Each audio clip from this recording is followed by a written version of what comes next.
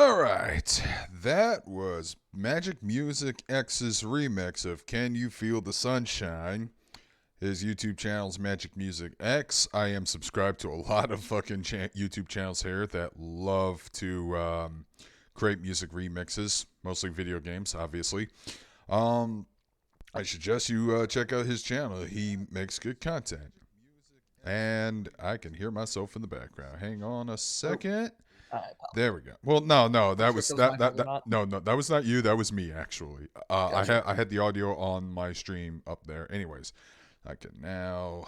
Where is it? Where is? Here it is. Yeah. Now I can take that off.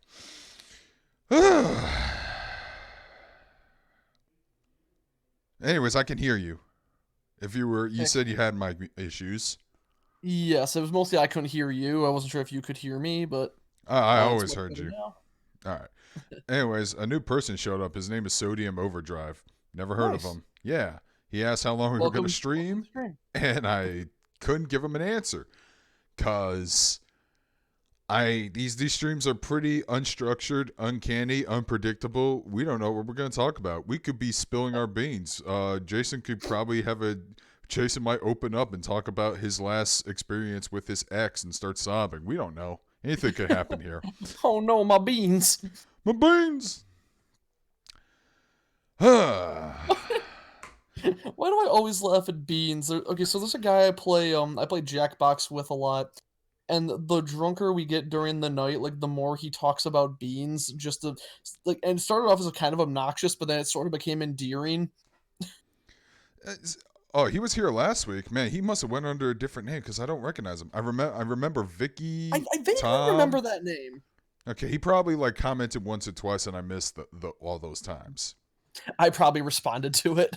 Probably. And yeah, Um. Sodium we just started. Okay. Oh yeah, that's what we mean. But We have no idea. anyways, the bean story. Is there more to it? You get drunk, and then you hear more about beans, and it makes it funnier. Yeah, pretty much. Huh. Just bad comedy gets funnier when you're intoxicated. Speaking of beans, apparently there's like an iconic piece of art in Chicago, Illinois known as the bean. Okay, so I know all about the Chicago Bean.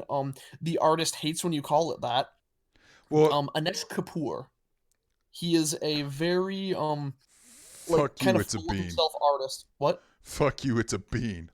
Yeah, no. It's a I goddamn think it's bean, like and really, the reason why I bring Concord. that up is I wonder if that's why one of the main characters in Gunsmith Cats, which is an anime that takes place strictly in Chicago. I'm going to assume it's a pretty accurate depiction of the Chicago, at least during the 1990s, is why one of the characters is literally named Bean Bandit. That's awesome. I think that statue might actually be pretty recent though, so I'm not too sure. I But the deal with Anish Kapoor is that he's like basically hated by everyone in the art community because he's just so pretentious.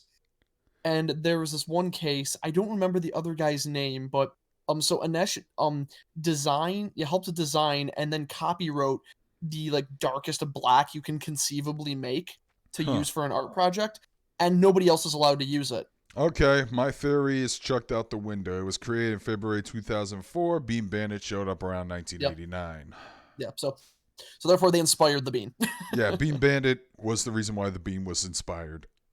Yeah, actually, I want to look up this other guy's name because another artist who hates Anish Kapoor then designed the pinkest pink you could ever imagine, and he said everyone's allowed to use it except Anish Kapoor. Jesus. That's hilarious. And they've just been having this dumb rivalry ever since, and it's beautiful. I want to give credit to the other guy. Oh man, I guess he got in legal trouble because he flanked, and he was sued for it. Wait, he did what to ink? Oh, okay. So I guess there is a like another artist who after Kapoor monopolized the black the darkest black, a guy made the pinkest pink and said everyone can use it except for Anesh Kapoor, and then he used it anyway and he got sued. Oh my god, how did I do that? I didn't even mean to do that. I accidentally flipped the Sonic poster. I may have to delete it. The pink guy's name is Stuart Semple. Seriously, how did I pull that off? It's so weird. Hold on, I'm gonna have to delete that. Chibi Skitty to be an asshole. Artist, yes, certain artists can get really pretentious. It's funny because Oh, I was listening to Castle Super Beast. yeah, I don't listen to their episodes in one go. I kind of like spread out through the week to hold me yeah, over. that's what I do. I also do it Um, when fucking Pat goes on like a 20-minute rant about that fucking musical Rent, about that was how beautiful. everyone is a giant asshole. Maybe the poster. No, it's right. I accidentally flipped it for some reason. Anyways, let me shrink it. Dino's the Hedgehog.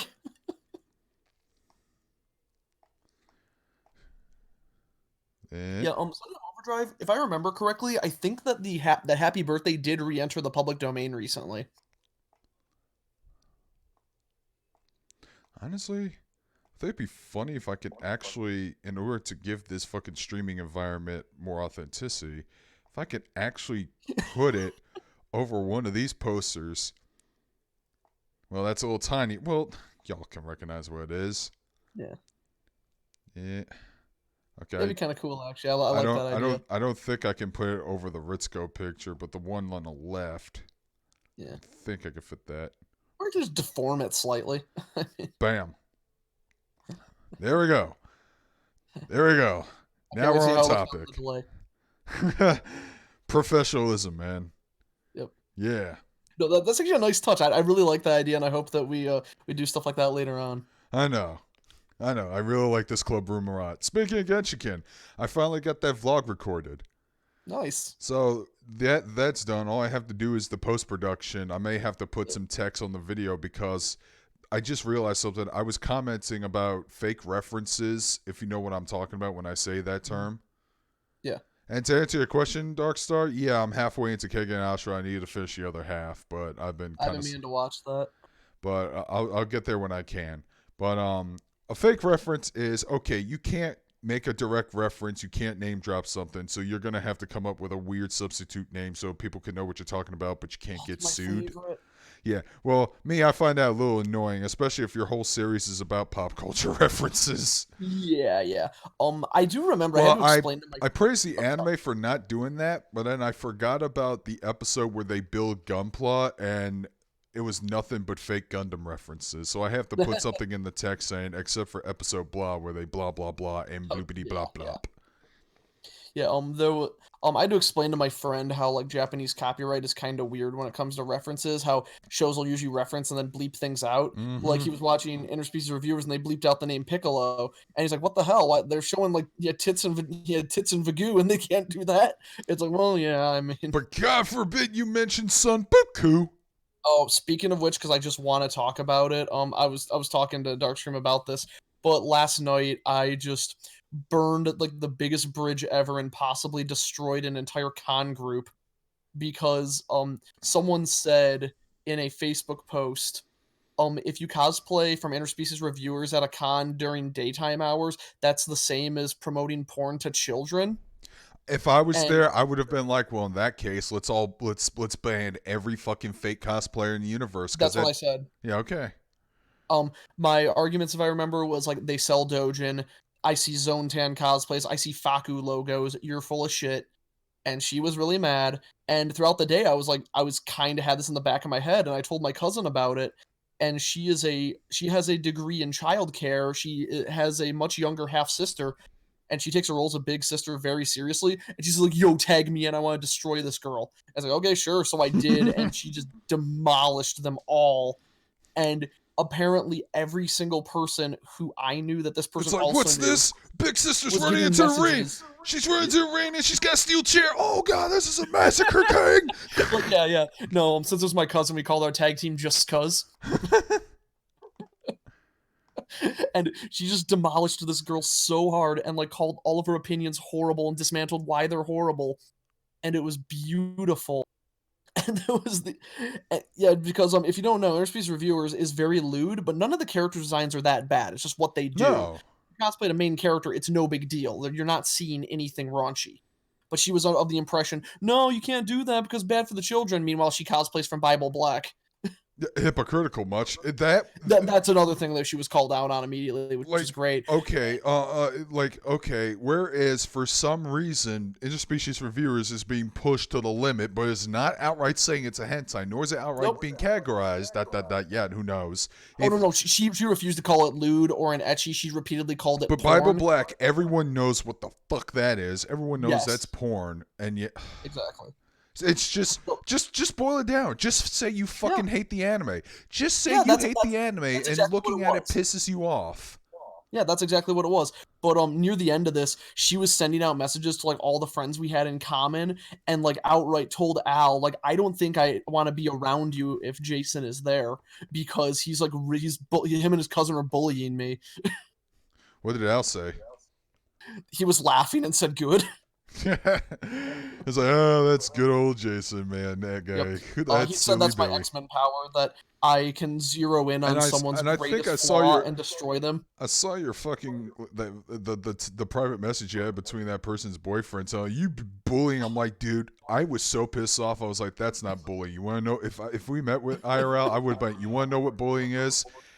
And then everything would be a little too R-rated, make Goblin Slayer look like fucking Hello Yeah, Kitty. um I always try to remain as classy as possible and very neutral when I make any online discussion. So people getting furious with me is delightful. I don't want to talk about this too much because I don't like online drama unless it creates itself in front of me. But just like a thing of like me praising my cousin, I was talking to. I'm not sure if you know Axel, but like super nice guy. No, I don't think I met him. Okay, super nice guy, like kind of he's like very optimistic and like maybe a bit naive, but just like one of the nicest people you'll ever meet. And there was a thing where he was falsely accused of like being a con creep, and like someone came forward like when their boyfriend was rightfully exposed for being I'm kind of pretty sure awful. Queen's Blade was also aired on TV It initially. sure was. So was Quasar Stigmata. Yeah, and then like And and apparently I they're forgot not about this. He categorized was as the one who porn accused either. him. They're not. They're hardcore etchy shows. It's on near the level of interspecies reviewers.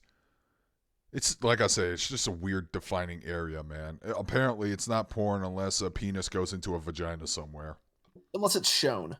But Mm-hmm. then again, I've seen I don't know, it's weird. It just depends how it's framed and how it's advertised, considering that one of the most infamous hentai of all time, My Sexual Harassment, shows no penetration. Corn. Yep, corn. Ruined corn for And you. Interspecies Reviewers is not a hentai, but in the most recent episode, they had an aquarium full of vaginas. Huh. Huh. They had a what the localizer calls a build-a-bitch, where they went to a brothel that specializes in dolls and golems, and they were allowed to pick parts out of a barrel and like make their partner and like put a personality in them. And they said, "Oh, we also supply this." And the hostess points at an aquarium full of vaginas. Apparently, JoJo Man saying funny is being stupid as of late. I heard the cancellation As of late, interspecies reviewers. The backlash is still going and going hard. good. Never stop. Never stop. Never stopping. Nah, man, don't stop me now. Hey, that was the song that was used in the Hey, that Sonic was in track. Sonic. Yeah, We should probably move on to because I don't want to turn this into Interspecies Reviewers Part 2. I know. Let's talk about part 3. Yeah, that's Yeah. everything I talk about. We might as well make that first video. We've been talking zero, but anyways, so I saw the Sonic movie yesterday because everyone said it was pretty good As did I. and it was doing well in the box office. And Hose of Prey got mad, got real mad. God damn it. And I'm like, okay, I hate seeing this on a Sunday afternoon. I rather Monday when the audience seating it was small, but I went and see it Sunday anyways, and wasn't a terrible movie going experience, but you know, because damn kids everywhere. Understandable, it's a kids movie, I had but that problem too. but at the same time, you know, I grew up with Sonic. I was there during his golden age, so I went and see the movie, and holy shit, it was actually really good. I enjoyed it as well. Oh, and correct Jojo. No, it wasn't made of vaginas. It was a fish tank full of vaginas, like they were like magically made and swimming around that you could put into a doll. But that's beside the point. Sonic was pretty good. My like official statement of it is that I usually review movies by if a movie is like pushes some kind of boundary or does something original, or if the crew clearly had a good time making it and it was like a net positive for everyone involved. And I believe Sonic is the latter. Like I feel like everyone in the movie had a great time. The fact that they redid the design and that like that new Sonic design displayed so much personality is Hmm. so good. And like there was never a moment where like Sonic was like cringy in a way that wasn't funny. Like he Fortnite dances, but I think that really suits his character of being just a ball of ADHD. Yeah, I mean, the film does take place in the modern day. It doesn't take place Yeah, in the so nice, of course Sonic despite would know. despite tonally feeling like a '90s flick. Yeah, that was kind of I interesting. mean, like Jim Carrey is just full blown, given the same energy as Ace Ventura in The Mask, and to some extent the Riddler, but he actually comes off as a pretty convincing Robotnik. Yeah, I've actually yeah, Jojo. I've seen a few people yeah, like say they have problems with Sonic's backstory with the owl, and it's like I I thought that was feel like cool. that's just I thought that, like that was actually kind of neat, and I sort of like the idea that they dump you into this world that you know nothing about to immediately kick you out of it, much like how Sonic was, considering that the owl kind of mentioned he didn't know much about the outside world. Yeah, in that yeah, and like while he was a child. You know, So I think that's kind of it kind of reminded again. me of the opening to Bumblebee, because Bumblebee was the same way. You know, you're being attacked, and then you have to find sanctuary on Earth. I literally got Bumblebee vibes from that. Oh yes, yeah, Sodium, the old design being purposely bad in a publicity stunt. I believe that as well, no matter how illogical and dumb it is and how much evidence goes against me. In my heart of hearts, I believe it, even though I'm probably wrong. I don't believe it, man. Like so much money. It was such a giant risk move that's never been done before. Exactly, but yeah. Plus, they But spent a shit ton of money fixing that because CG's not cheap, and damn studio straight up died because of it. yeah, that's a shame. The So animators are not treated well. mm, no, they're not. I am drinking, but I'm not super drunk, and the reason is, I don't want to get up and take a whiz every 20 minutes during these streams. Yeah. Though, if we were sponsored, that would have been the perfect time for me to do so. Ad break. It's like, take an ad break, Raid Shadow Legends, psst, flush. Oh All my right, I'm god. back. I love do I think I might have talked about this before, but I was drunk and didn't remember. Do you watch Internet Historian? I'm sure you do. Yeah, but I haven't seen his video on his latest one on Oh, um, No Man's Sky. No Man's Ski. Yes. That one, that's I think it's his best. But the way he advertises Raid Shadow Legends is my favorite thing. How did he do it? Like he just like he's like, "Hello, I am Raid Man. My life Raid woman has left me, but I still have Raid Shadow Legends to keep me company in this dire time." That's hilarious. And he's like, he got like the story just of Raid Man just keeps going further, and it's just bad photoshops as usual. Damn.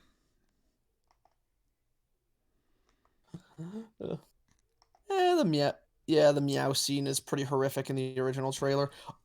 But yeah, back to like his backstory and stuff. Like, I think that that's a good way to have a sequel hook. It's like, oh, we don't know about Mobius, so yeah, I'm gonna If it call it is, Mobius. Cause shut up. sure. But also the fact that he was being chased by Ugandans. I mean, echidnas. Damn it.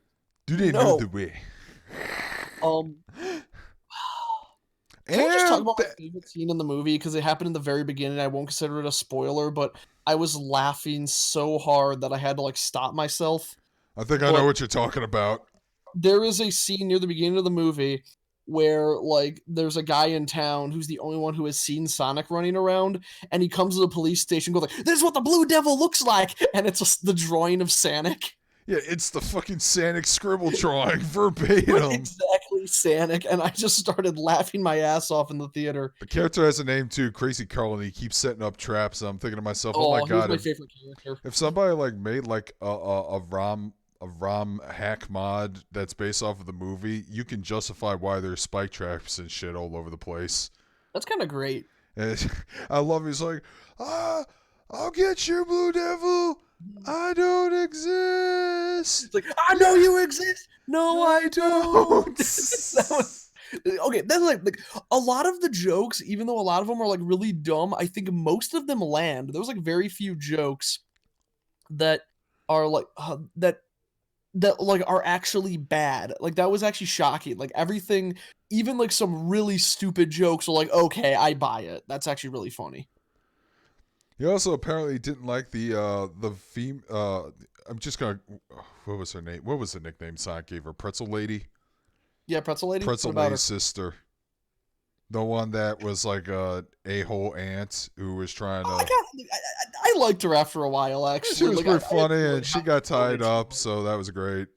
Yeah, I do like her daughter running around going, "Gotta go fast." Gotta go fast. Yeah, it's like that's like I didn't like. I thought she was like, I'm like, oh, what is this character? And then near the end, I'm like, okay, I kind of like how this is going, where she's just sort of there and everyone is ignoring her. All right. But like another thing, like without spoilers, is like I love the way they translated a lot of the game stuff into the movie very well. There's like the scene where like Sonic gets hit and it acts like it would in the game. Yeah, or his origin of the spin dash. Yeah, the origin of the spin dash, and like during the climax, like it looks like something that would be in like a really high budget Sonic game. Oh yeah, dude, that would be amazing. That part was actually like really cool.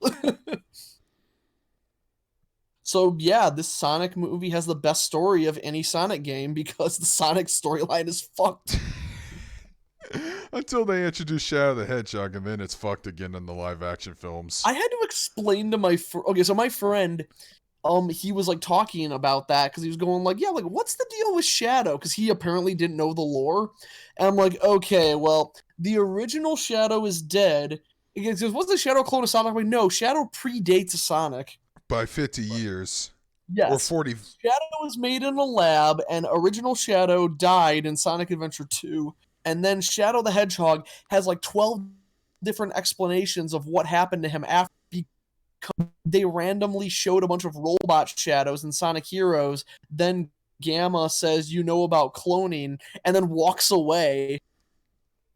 And then it never really explained exactly what Shadow was, but like everyone like implied that the Shadow from there on out was a clone of the dead Shadow that Eggman has somehow, or Metal Sonic has, I forget. Did you play Shadow the Hedgehog? I did, and I was saying there's like 12 different explanations for what Shadow is. It's like, I'm the original Shadow the Hedgehog, I'm a clone, I'm a robot, and it's all like contradictory. Yeah, I know. I'm pretty sure the clone thing was supposed to be something that Eggman was bullshitting him on. His body he probably just found his body unconscious somewhere, stored somewhere, so he can make robot clones later on or some shit. When did they explain? What game did they tell you what happened to Shadow in? Yeah, well, when's he not a clone? I'm actually kind of curious, Sodium, because like I'm not up on my Sonic lore very much. Well, you need to be. Yeah, I guess I do. Yeah, but there's like a lot of I want a sequel to this movie, honestly. I did too, because the mid-credits scene was actually interesting. I liked it. Oh my god, so without spoiling anything, there is a hidden Devil Doom fight. Oh, I actually didn't know about that. That's actually kind of interesting. Yeah, there's hidden dialogue in the Devil Doom fight. Well, that's hidden dialogue. I don't know how canon that is, but yeah, if it's in the game, then sure. Why the hell was it hidden? Yeah, it depends how it was hidden, because remember, there's hidden dialogue in Sonic Adventure 2, and it's only hidden because the mixing is so bad that often the characters will interrupt themselves during animations, and there's no way you can hear the full dialogue, because when Sonic uses Chaos Control in the Shadow, when Shadow fights him, he says, now I'll use your Chaos Control! When it's like, now I'll use your own to move against you. Chaos Control was the full dialogue. Uh-huh. And Sonic Adventure 2 is just really badly localized, but I loved that game when I was a kid. I did too, actually. I hate to admit that. Yeah. Oh, and yeah. So the thing is, I like the Sonic movie, and I think I like Detective Pikachu more just because it's more ambitious. I still need to rewatch both of them. Detective Pikachu was pretty fun, but the plot and the villain's motivations was stupid. I mean, Yeah, like really I'll damn agree with that. I stupid. think the world is better. Like the True. fact that they actually Pokemon World was really cool, and the visuals of the movie are better than the movie itself. Reminds me of Multiplier having a hellish hellish for boner for Naruto because of Sasuke. Sasuke is a pretty shitty character. Nobody likes him. Yeah. Sasuke is a example, like they talk about it on Castle Super Beast a lot, that he is a character that was beyond redemption and they redeemed him anyway. Yeah, just like another character in Persona 5, which I'm actually nervous about in regards to the Royal release if they're going to expand on that. I can't say I who, out of spoilers, but I hated this character from day one, I and did I too. hope that they try to redeem him and he dies anyway. Oh, man, I hate him so much. I hate him so goddamn I much. went out of my way to hate him the entire game. Oh, I did And too. I Like find every it dialogue choice where I fucking be a mean little butthole, I did it. I remember this one every point single where time, he get the fuck out of my cafe. exactly. It was like, can't you leave? And he The two answers. smiles. Hi, honey, I'm home, and please leave. Every time, please leave. Please leave. Get the hell out of here. Fuck off. I don't like you. You look just like Light Yagami, for fuck's sake. You're not even being subtle. No, the problem I had with this particular character is I had just got off playing Persona 4. Uh huh. I mean, no, I'm sorry, Shin Megami Tensei 4. Oh, okay. And I got the neutral ending, which really paints both Walter and Jonathan in the worst lights possible. And if I didn't get the neutral ending, I probably would have been like burned out because the chaos ending and the law ending are like actually upsetting to play. Like they make you do stuff that you actively hate and you're doing it for like a cause you don't want. Like nobody should ever defend the causes of chaos and order in those games. And every time somebody defends law, especially, it makes me really upset. Because law But is fascism. law is godly fascism where you must commit genocide of all the like unclean ones so you can live under like YHVH's thumb while like angels just just preside over you, and the second you get out of line you get murdered. And people are going, nope, that's a utopian society, every bad person dead. It's like, wow, fuck you. But I really didn't like Jonathan because he was his reason for believing in that was and going with the law ending is, but I was born rich. I can't like be the bottom rung of society. Like if people who were actually like people who actually worked to get ahead of me like deserve to be higher up in society than I do because I never worked a day in my life. I need to preserve the status quo. And I saw a lot of that in the character we're talking about of I must preserve the status quo regardless of my beliefs. I don't care. Law is law. And I hate that in characters. Yeah. There was a similar thing going on with Devil Survivor 2, actually. Yeah. Game's great. Yeah, game's great. And I was like, you both are kind of wrong, even though you're both a little more likable than I'm assuming the other characters in Shin Megami Tensei 4. I never gotten that far, but Yeah, Walter's kind of interesting because he like believes in chaos because he's the opposite of Jonathan and the thing Jonathan fears the most, which is someone who was born in dirt and just worked their way up to be at equal standing with him through perseverance. And Jonathan knows that given if he was put in that same situation, he would have never persevered. I'm just trying to decorate this fucking room now. I got the other poster set up for the next thing we're talking about. And I'm like, I'm actually really and then there's like Isabeau, doing who's this. a good girl. Then there's Isabeau, who's a good girl who just wants to read her yaoi in peace and believe in a system that makes everyone happy. And angels murder her for being a yaoi fan. Good riddance. That ending makes me the saddest. Is that an angel just yells at you? She has been corrupted by Tokyo's manga. She must be purged. Okay, Ishihara. Hey, Vicky, how's it going? So, Batman, he never killed anyone because it was wrong?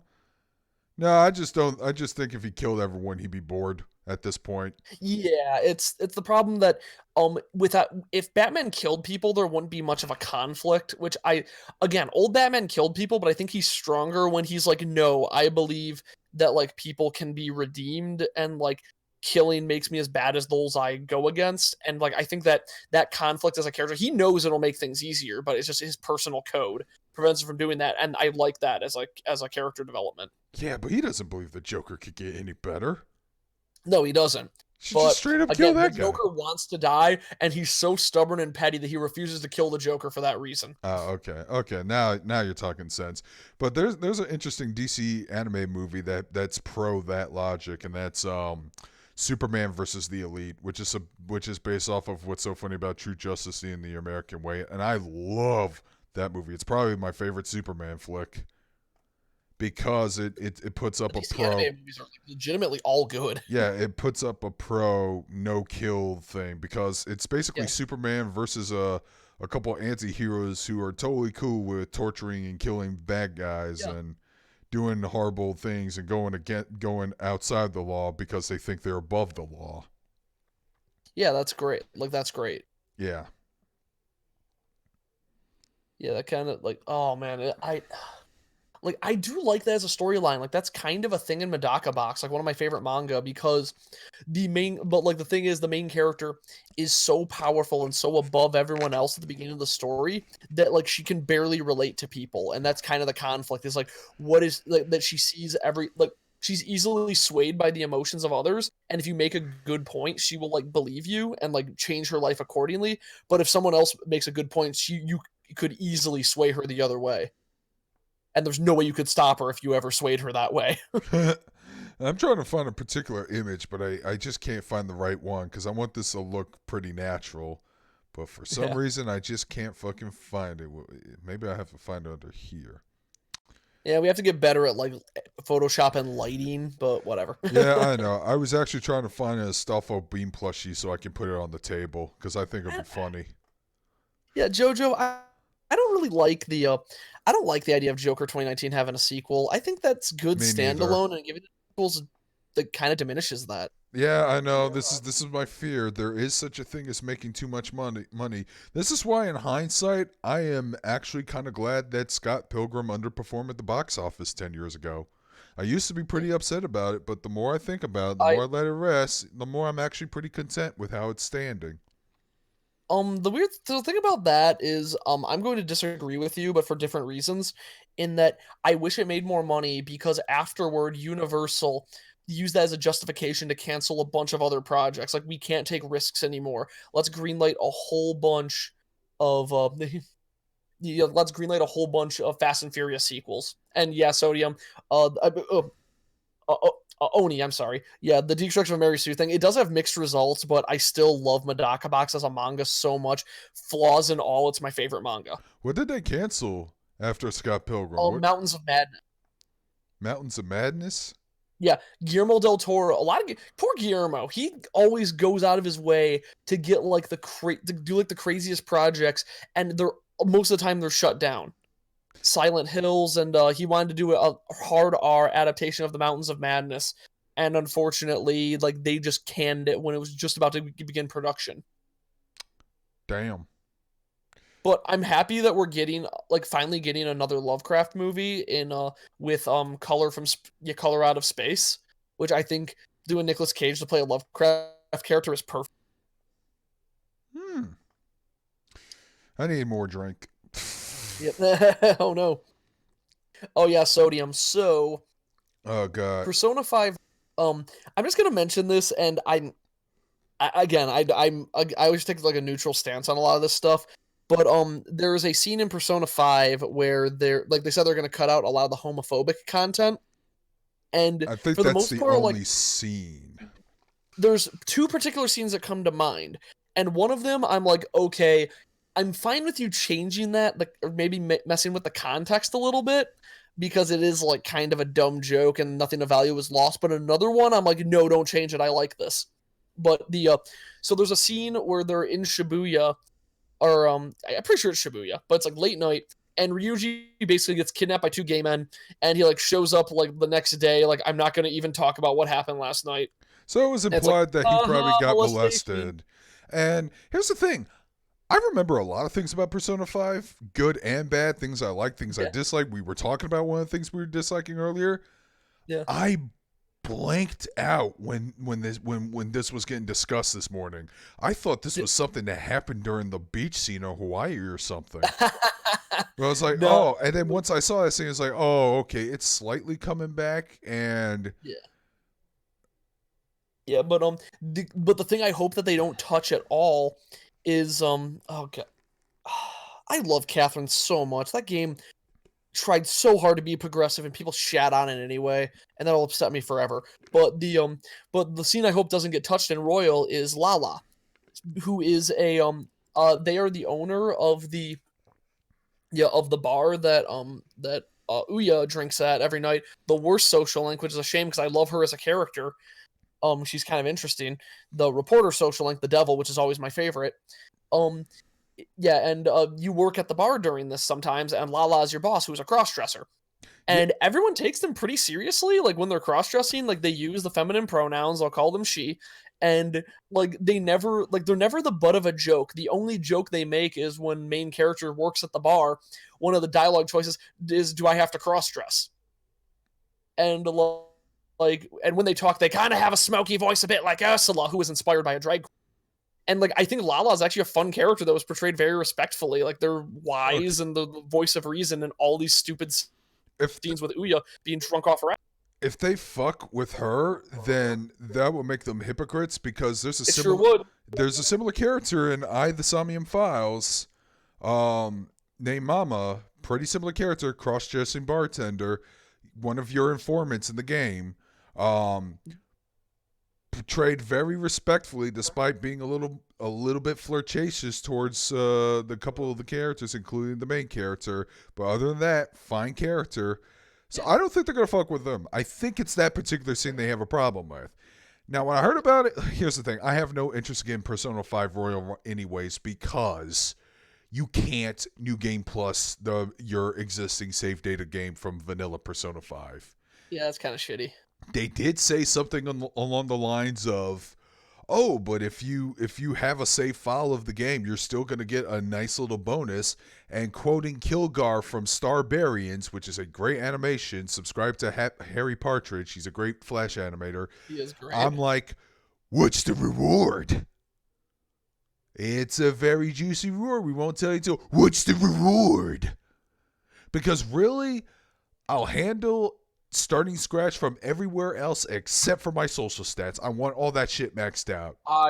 I'm fine with the social stats thing. What I want is I wasted my summer vacation raising my kindness, raising plants. I don't want to do that. oh, the social stats. Okay, sorry. Yeah, I saw, social stats, not social links. I'm okay. I'm honestly fine with that. What I want is this would be kind of hard to do, but I want all of the. Maybe I'll read your achievements. I don't know, but I want all of the items you get in New Game Plus that give you the confidant abilities from the start of the game. So, like for the maid, you can call her in, like, "Yo, do my laundry, cook my food." Doubt that's gonna happen, but no That Shuvu. would be cool, but unfortunately, The joke is that gay people are predatory and rapey, and and that's I'm what not people are really getting. okay with that. And I can understand them changing that. And But maybe here's the messing with thing. Here's the context a little bit. thing. I looked into it a little bit more than I want to. And apparently this was the I want to say it was like the localization. It might have been the localizer who localized the games for 2 decades. What? The point is, Windsor and Rio, which by the way, I know you two are listening. I know you're there. And if you're not, well, tough titties. I'm gonna fucking name drop you punks anyways. Yeah, they got upsetty spaghetti. Real saying that he's gonna pick up the Singapore version of the game, which I don't even know if that means it's gonna be uncensored, but whatever. It's gonna have really bad dub, I'll tell you that. He doesn't care. But apparently it's just the real reason, the conspiracy is because Riri era is responsible for bullying the director of Persona 5 or some shit. Like they even linked the video from. I hear about them. Yeah, sound like the They are the worst. I got another story to share. It involves the Somnium Files again, oddly enough. Um, but but apparently they attempted to like dox and Memology uploaded a video. I'm just gonna read the text. I'm not gonna watch the video. Just got the video is titled Atlas West censors Persona 5 Royal after Reset Era attempts to dock Atlas's senior director and more. And Wouldn't their name and info be public knowledge if they're a director already? I don't know, but I guess maybe not their address because that's fucky. But yeah, it is a terrible website, and I hate the fact that Japanese people who are probably looking at that website because they honestly don't know better, and I don't know why nobody's telling them. They look at the site every time like weird controversy happens. Like, what the hell just happened? Yeah, I know. So, where's Multifire? I don't know. He's probably getting drunk right now. He doesn't like live streams, so I'm not even going to link him this video. Hey Lance, how's it going? But yeah, terrible website, and I really hope to God it isn't because of them that they did this. I really hope they just did it to change their minds on their own. Yeah, Oni Reset Era. I do remember presenting the Catherine full body ending out of context was a rough thing because I'm just gonna say it. Erica is one of my favorite characters in games. Like, I think that portrayal of a trans person is actually really cool, and that part of the storyline is that like the gods of fertility are angry at her for dating a guy who wants a family because she can't have a child is kind of interesting.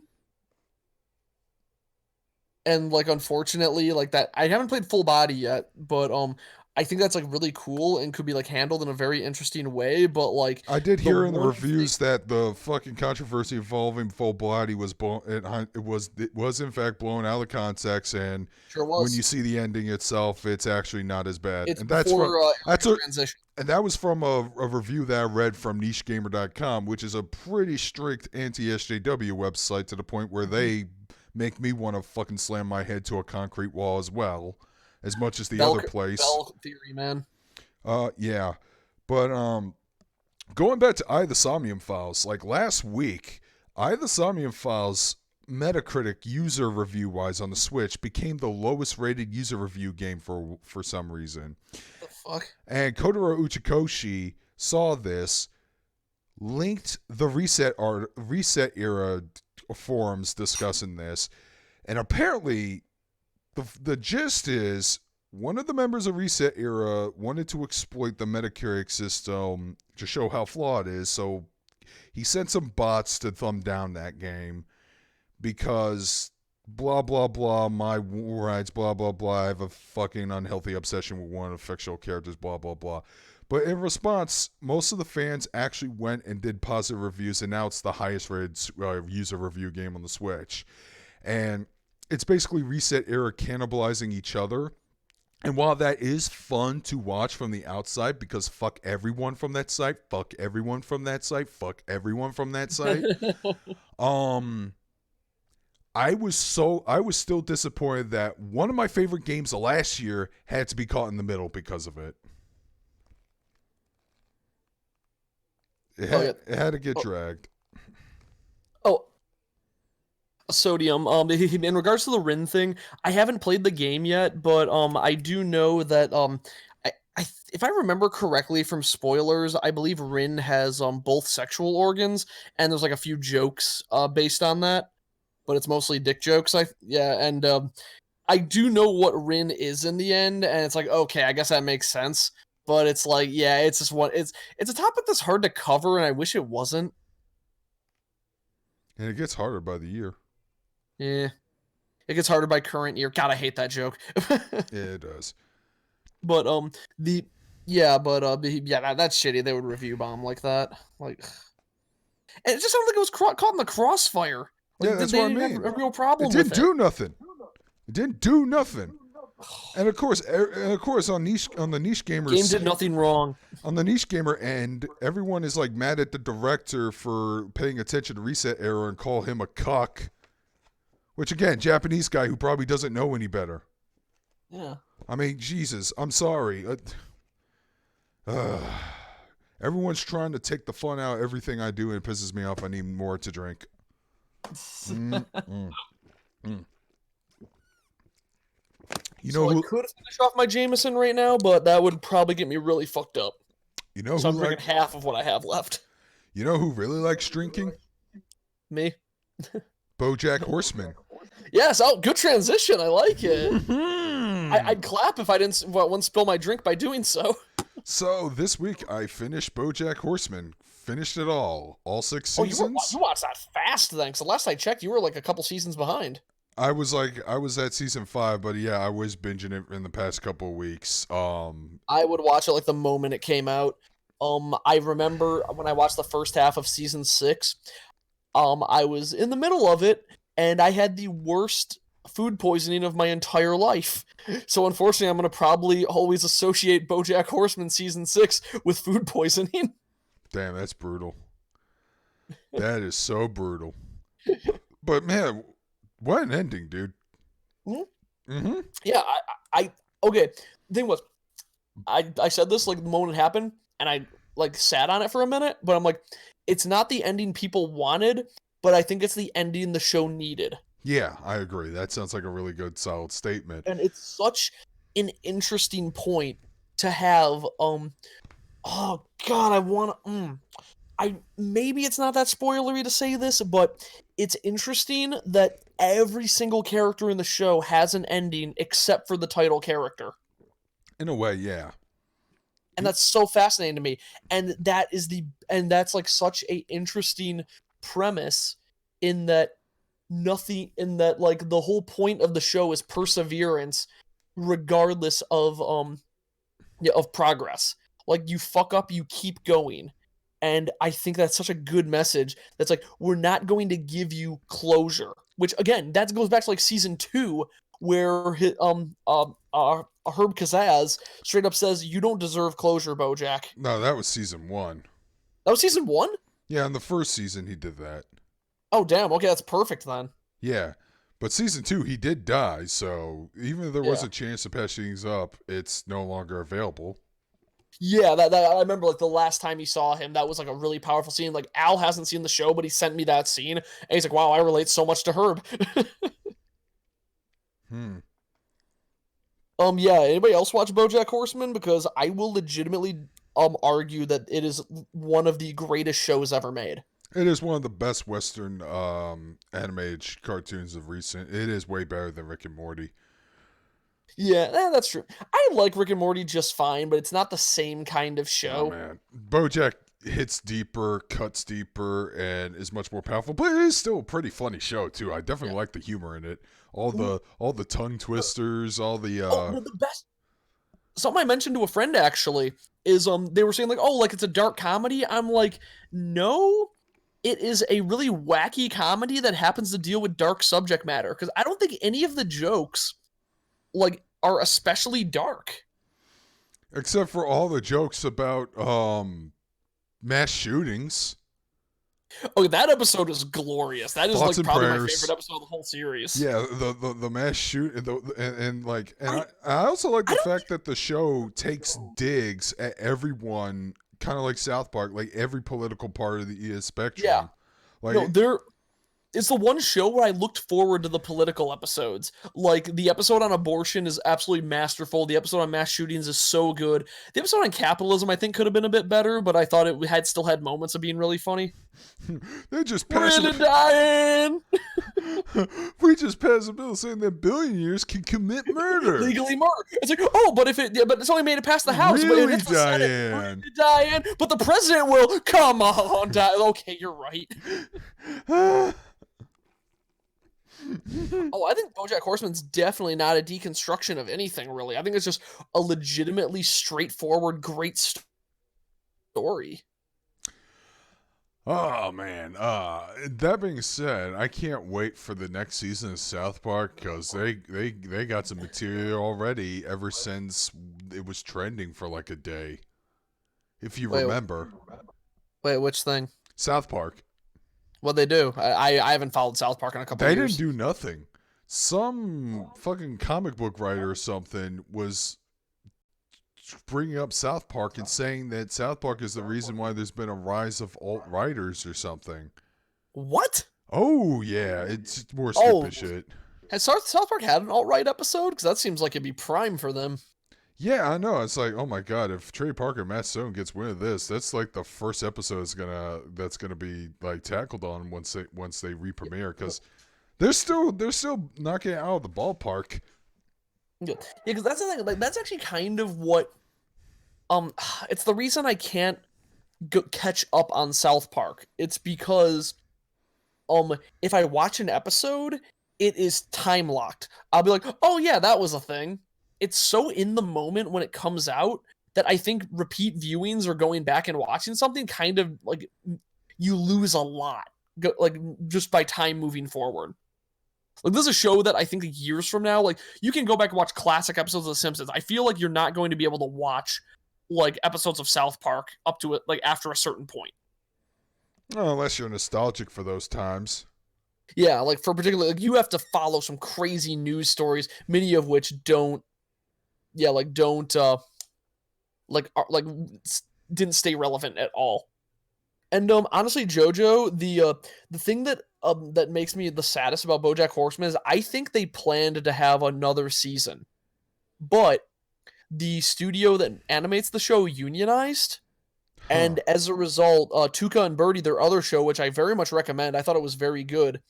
Yeah, also was canceled after one season, and I straight up said to people, like, if BoJack Horseman is in its final season next season, that confirms my suspicions that they stopped the studio. That Netflix has broke themselves up from the studio because they're unionized, and I was right. This was the final season. Yeah. Well, to be fair, I didn't want that show to go on forever because I'm Definitely not. I'm all I in just think favor that this of was supposed to be split into 2 seasons. I'm all in favor of shows that that kind of end short and sweet and have like a satisfying closure 6 seasons in a movie. and end on their fucking terms.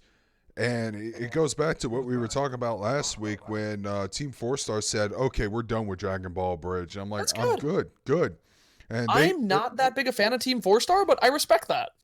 I love Team 4-Star's content, and I'm okay with not seeing an adaptation of the Buu Saga. Yeah, it's great. Mm-hmm. Yeah, no, I think I mentioned this. Like the only bridgers I really follow are ones that are that are like ascended shit posters. Like I like Excalibur. Runaway Tourist is an absolute genius who's had a very hard life, and I want everyone to support him. Just look up Madaka Men or Discord Gear. Huh. He did a Simpo Gear parody, and it's the funniest thing I've seen in a long time. Exactly. He works hard on it too. Like a lot of his abridged series, like it's not just redubbing. Like he edits the scenes like crazy. It's exactly what I mean, man. All good things must come to an end. Whereas The Simpsons should have died 20 years ago. God, it should 20 years too. That feels crazy. The show's 30 plus seasons, man, but I think it should have ended after season 8. Yeah. Oh, that makes me extra sad. Especially when the cast members are dropping dead. Cast members are dropping dead. Characters are apparently too offensive for the current year. Yeah, it's like The Simpsons as a show was so progressive and like challenged the norms of like what is acceptable on TV, and it is a shame that it's like that society is like moving beyond that, and that even the old episodes are seen as like problematic. Which yeah, a lot of the jokes have not aged well. Well, if they don't age well, they're funnier, actually, to me at least, because it's like, There's one particular joke that I feel would never fly today, and I'm shocked it hasn't been edited out. Is there's an episode where it flashes back to Bart being a baby, like when they had Lisa, and it's just going like it's going like, oh, I'm getting more room for the baby. It's like, that's fine. Bart will sleep with us until he's 25, and it's going, won't that warp him? It's like, oh, my cousin Frank did it. You don't have a cousin Frank. He became Francine back in '93, and then they joined that cult. I think his name is Mother Shabubu now. See, the more offensive it sounds, the funnier it is to me. Yeah, it's such a crazy diatribe that I kind of love that joke still because it just keeps going.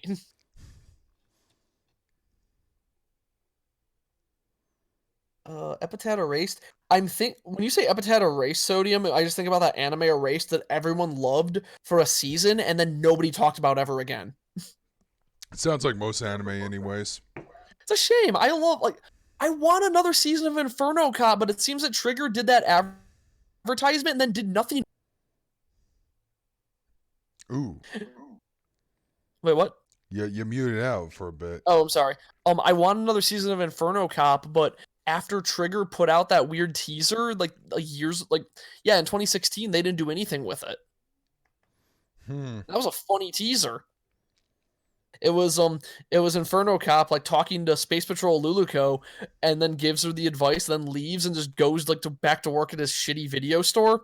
And there's like, the American president's on TV again. It's just Trump giving the finger and going like, "Fuck everyone! I'm gonna build a fucking wall. Fuck you!" And then he's going, "This guy's an asshole." And then Trump crawls out of the TV and like punches Inferno Cop in half.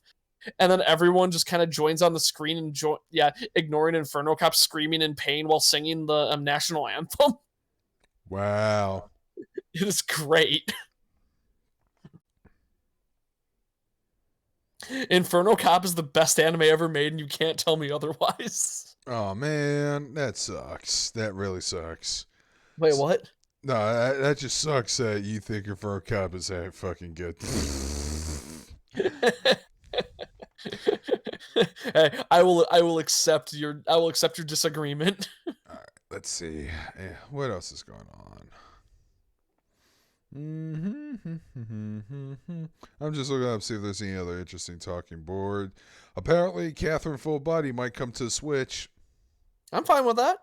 Yeah. Put everything on the Switch. I like the Switch. Put it on the Switch. I am a Switch, so therefore I like the Switch. Yeah, man, put it on the Switch. Oh, Sonic Hedgehog, $111 million globally. That's pretty cool. Yeah, I think now's a good time for some Q&As, guys.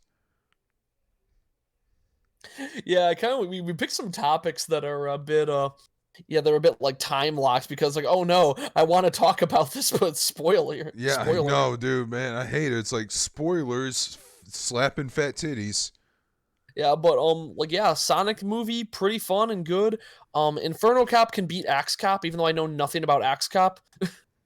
Axe Cop was made by a 6-year-old kid. I remember that. It was a comic book artist who like drew whatever his 6-year-old brother wanted.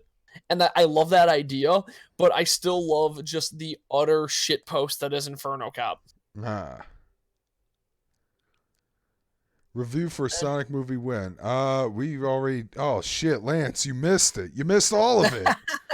We already talked about the Sonic movie. We said we loved it. Oh. Yeah, it was good. Unless you mean the fucking anime movie from the 90s. I wouldn't mind talking about that. Did you see that movie? Yeah. Oh, yeah, the Sonic anime? Yeah, I know that. Yeah, that was really fun. I enjoyed it. Oh.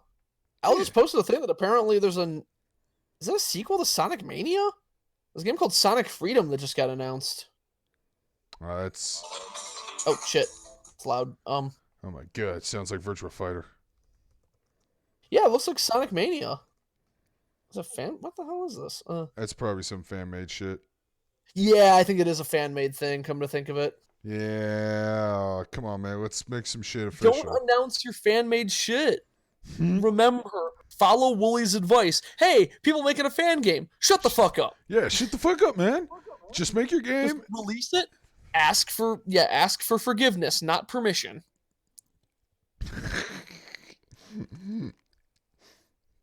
That being said, when Christian Whitehead made his fan game, Sega went, "Hey, can you just make the game for us, please?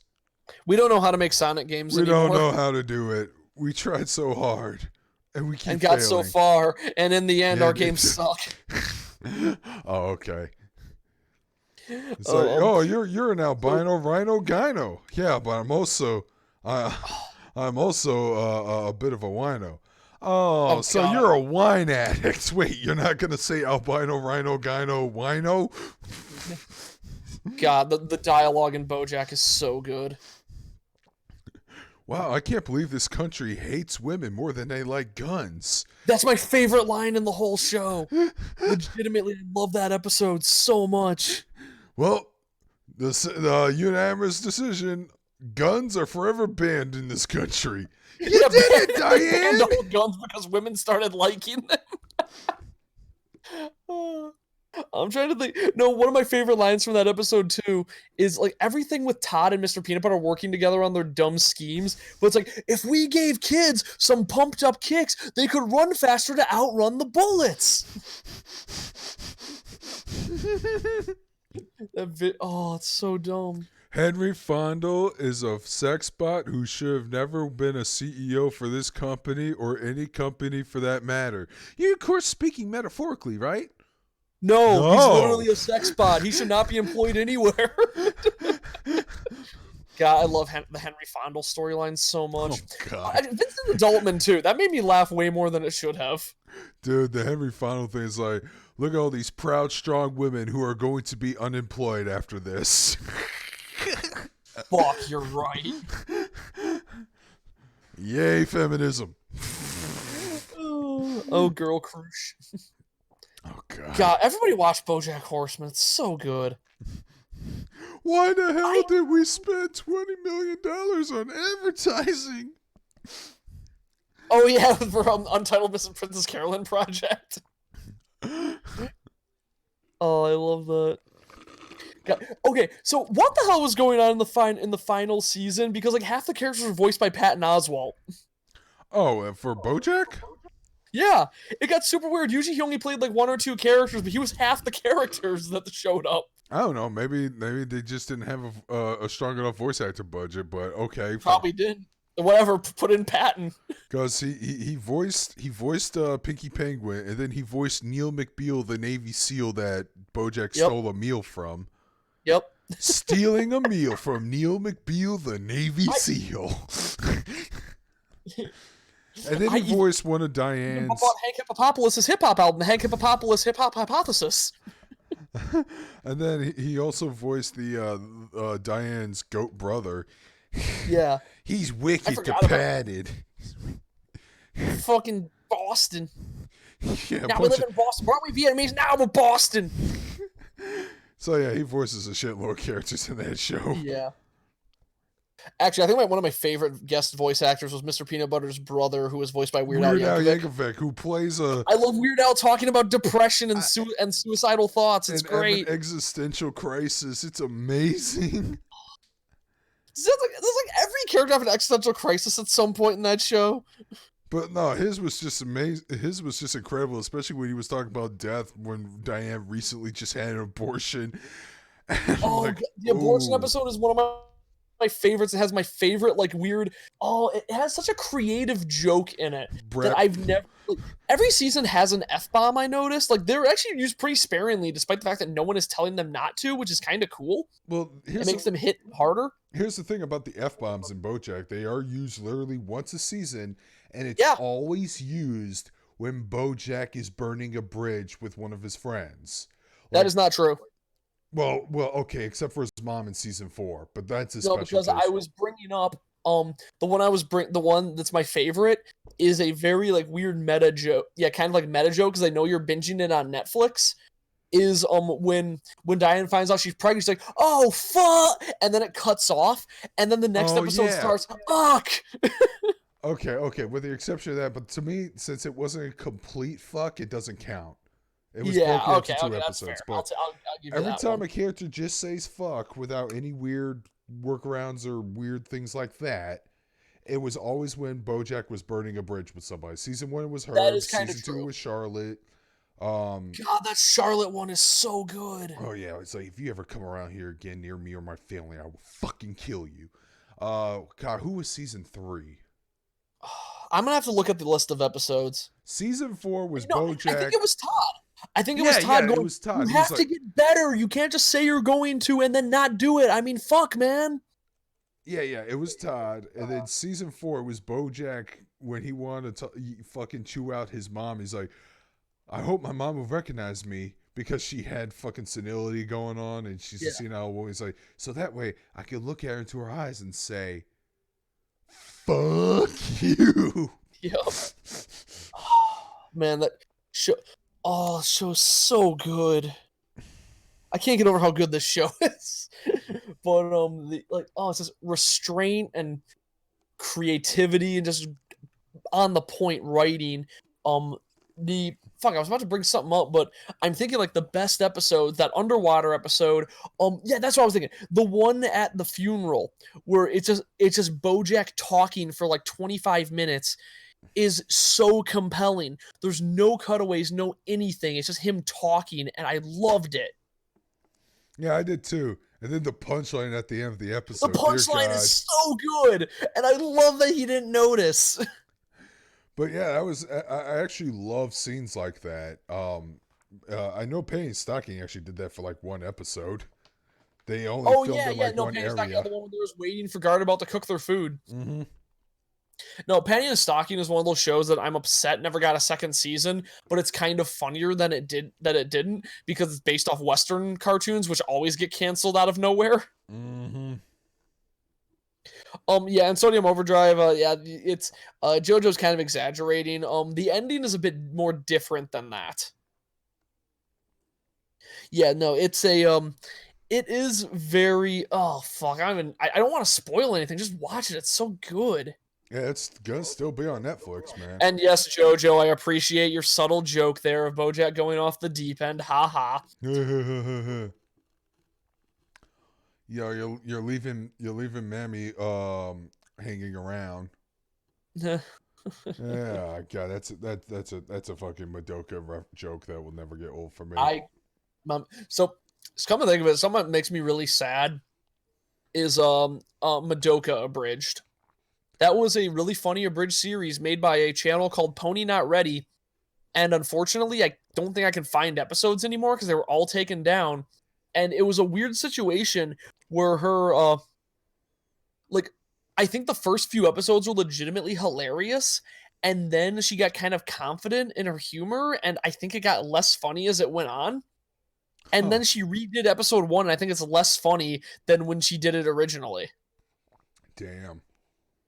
But one of my favorite jokes ever in that is mommy fighting the witches, and then just going but mommy isn't shut up and sing my theme song, but I don't know the lyrics and they're not in English. Do it anyway. Okay, yummy, oh yummy, lick my feet and I'm such a boss. You're a lesbian.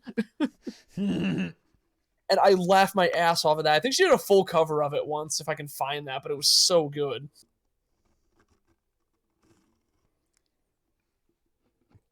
Yeah, we got Blue Bop up. Dude, Penny Stocking, that was 10 years ago. We old. Fuck. Fuck, man. Don't do this to me. I'm sorry, but man, it ain't gonna get any better, man. Anime this decade, I don't know. Airspecies Reviews might set some trends for sure. No, Airspecies Reviewers is gonna save anime. Shut up. Oh, man. And then we could just have regular reviewers. No, I like Monster Girls more. Of course you do. Fucking boring human vagina sucks. Yeah, man, you want...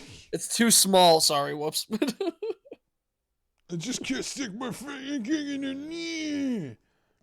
Okay, so TMI, I legit have had relationships end because apparently physical compatibility is a problem. Your dick is just too huge? Yeah. That's amazing. It's like, I'm sorry, man. It's just that I can't just in there. Stupid, I'm sorry. Hey, Black and Silver Garmy, how's it going? Oh, man. I have nothing. I don't know what else we could talk about. I really don't. So some Q&A shit. And I don't want to talk about... let's do some Q&A. I don't want to talk about sad like that news because the Persona stuff really fucking put me down this week. By the way, Yakuza 3 also got censored. People still bought that game, so... Yeah. For similar reasons, too. Yeah. Yeah. Yakuza was great. Thank you, best friends. You saved that series. Yeah, you did. Good old... Man, there's a video I watch all the time, which is... Did you watch the Ride to Hell playthrough that Matt and Pat did years ago? No, I should, though. Okay, there's a scene in there where they were just zoned out completely from the game and talking about Star about Star Wars, and like, yeah, just like when Obi-Wan and Quan Quan Chi, and they just started laughing their asses off about the concept of Qui-Gon Chi, and they had to pause the game and stop. And Matt's complaining that his glasses were fogging up from laughing too hard, and like. I listen to that clip and I get sad. Like, man, I hate that they're not friends anymore. Me too, man. God, even though I heard Matt recently has become a boy of the soy, But it's okay. So the thing is that I think the best ending for them isn't to get back together, but I want them to support each other. Like, I want them to drop in on each other's like streams and videos and like offer support. And I think that would be the nicest thing. I just want to see them be on friendly terms. yeah, I could see that. Yeah, but it's the thing that the reason I want that more than anything is because both of them are dunking on Cliffy B on Twitter. Oni Ryo, where the fuck you been? Where the fuck you been, man? I Sega? commented on him a few times. He's been talking. Well, no, I'm not saying where the fuck you been as in where the fuck you been in the stream. As in where the fuck you been. Sega is using their other IPs. Yeah, like Bayonetta. Oh wait, No, well, Bayonetta 3 is supposed to come out, but I'm talking. when the fuck is Bayonetta 3 coming out? I want to. Oh, I don't care, I love man. Bayonetta so much. Uh, That game. So Bayonetta holds a special place in my heart, and this is gonna sound like the most cringy shit ever, but it is the game that made me finally admit by the that way, I we're was an not atheist. talking about Matt Pat. We're talking about Matt McMuscle. No, we're talking about Matt and Pat. Yeah, we're talking about Matt Kowalski and McMuscles Pat Boivin. and Pat Boivin, angriest Pat. You know the Pat the stares at right now. I guess he removed the angriest thing because he smoked some weed and it cured his anger. Oh, that's gonna suck for Castle Super Beast because I love him when he's No, angry. oh, did you listen to him talking about weed for a while? It was great. Yeah, It was like him and Wooly switch roles. Especially when frickin' when his girlfriend was like so high that she probably couldn't even like order I pizza love right. Pat and Paige so much as a couple. They're great. But anyways, going back to Sega, we have Yakuza. We have Valkyria Chronicles again. We have a fucking Sakura Wars game coming out. We have Shin Megami Tensei 5 whenever that decides to exist. Well, that's mostly an Atlas thing, but the point is they are using other IPs, which, by the way, we haven't even talked about the Sega logo in the Sonic film. Yeah, that's true. The Sega logo actually showed like a montage of all their video games, and they were actually clever enough to put Yakuza and Valkyria Chronicles right there in the early part, so I recognized them. That was amazing. So you know what? I did not notice that because when the movie started, I was doing a PvP duel in Duel Links, and I needed to finish it up. So I had my phone under my coat and was finishing the match. I won, by the way, and I missed like a little bit of the opening crawl of companies. So I don't think I saw that.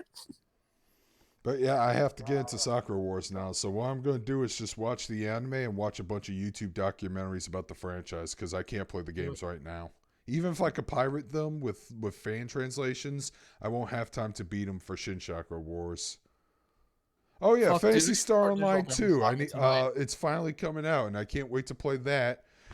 Despite all my fucking friends who play Final Fantasy 14. Phantasy Star Online 2 has been longer in waiting. I know, but seriously, I still have my copy of the original Phantasy Star Online for the GameCube, and I still have my fucking Pretty Sammy character. I made that character when I was a teenager. Get off my back. What are you laughing at? Oh yeah, but back to Bayonetta and why it's so special to me. So I was raised in an never stomached the first game. Valkyria Chronicles was fucking amazeballs. It's World War II with some awesome fantasy. Game had some weird difficulty spikes, but Valkyria Chronicles 4 fixed that. It's great, man. Yeah, but the other thing is the reason Bayonetta is so special to me is because when I was playing it, I was raised in an extremely religious Christian household. And when I was playing, and like I really wanted to play Bayonetta. I'm like, this game looks so cool. I like Devil May Cry, I like all that stuff, and I like was playing it. I'm like, oh, I have to kill angels. I feel kind of guilty about this, and I like my faith was like wavering at the time, so I was just going like, wait, what kind of god would I worship if it prevented me from doing the things that I enjoy? I'm clearly enjoying this game. And then that was the seed that planted my inevitable rise to atheism. Wow. So I take it that you're the Wooly in our little fucking group because Wooly grew up in a strict Christian household, and Yep, pretty much. now he's playing Doom. So I can't My wait mom's to see supporting it, that. Let's which play. is the most Christian game of all because you're murdering demons. And That yes, I is saw the true. Bayonetta anime movie. It's great, but it's not as good as the games. I do want a Virtual Fighter 6 in general. I want a Virtual Fighter anything. Yeah. Well, don't get Virtual Quest 2. That sounds awful. Yeah, no, don't. Yeah, you gotta be careful. Valkyria Chronicles, difficulty spikes. Oh god, the worst difficulty Wait, hold spike on, I've ever experienced Sodium is Overdrive is now saying the game was derp easy and the writing was awful. No, wow, no and no, homie. First off, craziest. let me tell you. Like I've ever seen. Remember the first difficulty spike in Valkyria Chronicles when you had to take on that fucking super tank? I never played. I just watched Okay. like footage of the game and I thought it looked cool. Okay, one of the chapters you have to take a fucking super tank. You have to like take off its armor, then do damage. Oh, and you had to like block. You had to like create block hazards in order to like slow it down because it was slowly moving towards your base. And once it gets there and opens fires, it's game over. And that was really fucking annoying. But what made it worse is that halfway into that mission, the titular Valkyria shows up. Valkyrias in that game are basically super powered metaphors for nuclear weapons. So she shows up, goes Super Saiyan Blue, and you can't damage her. You can't damage her. You can't fight her. The best course of action is just to get out of her way. But she has like a giant magical spear weapon and is one hit killing all your fucking troops. By the way, your troops can perma-die in the game. If you're not careful. No, Fire Emblem. Yeah, exactly. It took a page out of Fire Emblem there. And I'm actually blown away that I completed that mission on my first try. Because if I didn't, I probably would have dropped the game. But I managed to beat it, and I managed to get everyone rescued, despite the fact that everyone was getting knocked out, and I had to keep running to them and getting the medic. But I managed to beat that mission, and there were other missions that were just as bullshit, and there are some ways to cheese around it. There are some ways to cheese around, like when you actually do fight that Valkyria when she's depowered. I used a smoke grenade and a couple of snipers for really good weapons. The smoke grenade is to hide the snipers. Nice. Easy workaround. But when I completed that game, and I go up to my friends and hear everyone else talk about that game, they're all like, man, I couldn't get past that fucking mission with the tank. And I'm like, how the you know how to fuck? think with smoke grenades. How the fuck am I, the guy who who never grew up with JRPGs a whole lot, managed to get through this and no one else did? Because you thought outside the box. Like a non-gamer, gamers will think inside the box too much. Mm-hmm. That's why I love Breath of the Wild so much. There's a lot of weird moments in that game that don't make sense from game logic standpoints, but they make sense from like a real logic standpoint. Apparently, Doomslayer and Doom Eternal kills the angels. Oh, this is going to be interesting. God damn it. I need to play Doom 2016 so bad. I have the game and I never played it. Dude, I have it on the Switch. It's actually a really good port. That's shocking, actually. It is. I am shocked at the weird level of alchemy going on with the Switch. Like, crazy games that should never be ported to a console that's kind of underpowered like the Switch are getting ported and running well. I know, there was except for Bloodstain for some reason. There was supposed to be a port of Outer Worlds coming out this March, but it got delayed because of the coronavirus. That's weird. Apparently, the company that's supposed to port it is a Chinese company, but they can't go to work because they don't want to die. And I understand that. Darkscream. Are you familiar with the brand of Werner's ginger ale? No. Okay, that's a very Michigan brand of ginger ale, and it's like it runs so hard in Michigan that like people have said many times like, Oh yeah, it's like a cure-all almost. Like it makes you feel better when you're sick. So there's a meme going around of like Phil Swift with the flex tape, and the tank says coronavirus, and he slaps the flex tape on there, it just says Verner's. God, it even works underwater. I'll buy your entire stock. One of my first memories was when I had a really bad flu, and my parents called over my dad's friend Phil, who is a real estate agent, mind you, and he just brought me a couple bottles of Verner's, and they called him Dr. Phil and said, "Here's your medicine, take it." And I'm like, "Okay, I feel better, I guess." I bought my house from him actually. No, man. Like I said, the snipers were the ones that saved the day in that one mission. So they're not useless. They're never I useless. stepped away for a second, by the way. I gotta go to the bathroom. Especially in Valkyria Chronicles 4, when one of the main characters is a sniper. Well, okay. This is the first time in this old live podcast because I was the one who had to take a piss last time. Of course, I'm not getting super drunk because I'm afraid of puking. Hmm. Mm. All right, let's get off the coronavirus and move on to something a little more positive. Actually, there's really hardly anything positive going on. But like I said, I'll try to get that fucking Genshin vlog out by this week. I already recorded the audio. I just need to do some fancy editing, upload this bitch, and I'll be good. I'm not going to do it tonight because I don't want that to overshadow the views of the live stream. But hopefully that's a good warm up for the next big video I want to do. Spike Chunsoft at least kind of redeemed themselves with Ding and Derpadoo. Yeah, Spike Chunsoft is a great developer company. That being said, I want Danganronpa V3 to be the last Danganronpa game in the series. I don't want to see a sequel. I really don't want to see a sequel. Fortnite is dying. Yeah, it was dying like a year ago when Apex Legends showed up, and it Yeah. fucking and. I'm back, by the way. By the way, I really don't care about children's video game. Man, Five Nights I don't at care about Freddy's. children. That too. But boy, when you told me going back to that incident on Facebook, when you told me that they were a bunch of people who just ran like weak panels about Five Nights at Freddy's, I just rolled my eyes because Oh, it's great.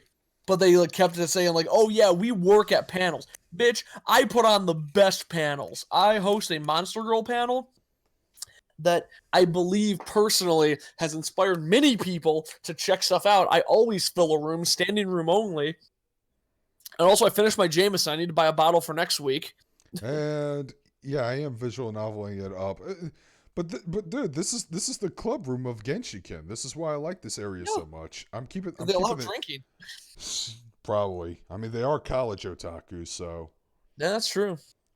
And they do go to a typical, which reminds me of college. I actually need to continue watching goddamn Golden Time. I fucking love that anime. I should really watch that. Yeah, but I said I wouldn't finish off my bottle of Jameson, but I totally did. I drank like probably a quarter of a bottle. Damn, that's 40% alcohol by volume. That's some Finally strong played shit. Katana Zero and remembered why I haven't just dropped gaming. I want to say it's an issue of too many cooks in the kitchen with most AAA games. Yeah, I agree, dude. This is why I'm not excited about the future. I'm not excited about big budget games for the next generation because first off, these games look fine the way they are. Second, I think the smaller indie titles seem to have a stronger lasting impact. Plus, they're cheap and affordable. They're not $60 goddamn dollars. And yeah, Katana Zero is a really good game. I have it on the Switch. It's basically Hotline Miami if you're a fucking drug-addled samurai dude. The game sounds good. I need to play it. Yeah, Wooly. Yeah, I heard it because Wooly recommended the game, and so Yeah. I gave that a shot, and yeah, it was pretty fun. I don't care about Apex Legends. I played a few times and I uninstalled it almost immediately. But And Oni, what do you mean welcome back, Squiggleton? I never left. you took a I've been piss. unavailable. Since the last stream, I don't have a life. You. Welcome back, welcome back, welcome back. You know he needs to get here, Big Al. I would like to have him back. I've been trying to get him to play D&D for months now, and I only recently got him to say, hey, I want to sit in on one of your D&D games and just see how it is. He'll probably fall asleep if he's not actively participating. That's how I felt too. The thing is, I want to do a game with him, but I want to do it like a very beginner-friendly game where the results of what you do is based more on like on how you do something based on how well you roll. So I want to I don't want anybody like the worst I've ever seen people act is when they roll an attack and it misses. It's like, oh, you wasted your turn. I want like if Al plays a character, what I want to see happen is, okay, you're in a bar fight, roll for an attack. Okay, you rolled a 2. You went to go attack the enemy with your axe, but you hit a table and it launched some glasses and cutlery into the air. Roll to see who it hits. Then he'll roll again. It's like, okay, your rogue just got a knife to the face. Like roll damage. Wow. And I think that would be a really fun way to get him on there because it feels like nothing you do, they're like everything you do has a consequence and isn't worthless. Actually sounds like a lot of fun. But anyways, that's how I DM, man. I have seen Squid Girl because God, it's so good. I love Squid Girl. My friend picked it up on DVD a couple of years ago, but there was a weird print issue or whatever, so he got like I wouldn't say a recall. They just apologized and sent him another copy. So he had like 2 copies of volume 1 on him. So I took the one that he doesn't want and I go, "Hey man, can I have this?" And he's like, "Go ahead." And I saw the first couple episodes and dear God, all those fucking puns. And yeah, they're like that too in the English dub. So, confession, on my old car for about a year, I paid for a custom license plate that said De Gesso. Oh, God. Because I loved Squid Girl so much. It's really easier to speak English, De Gesso. Now, though, yeah, the world conquering will be a breeze. I forgot what she said in the English episode, but I love the English episode. That was another Media Blasters licensed show, and that's a company that's a pornographic show. They're formers.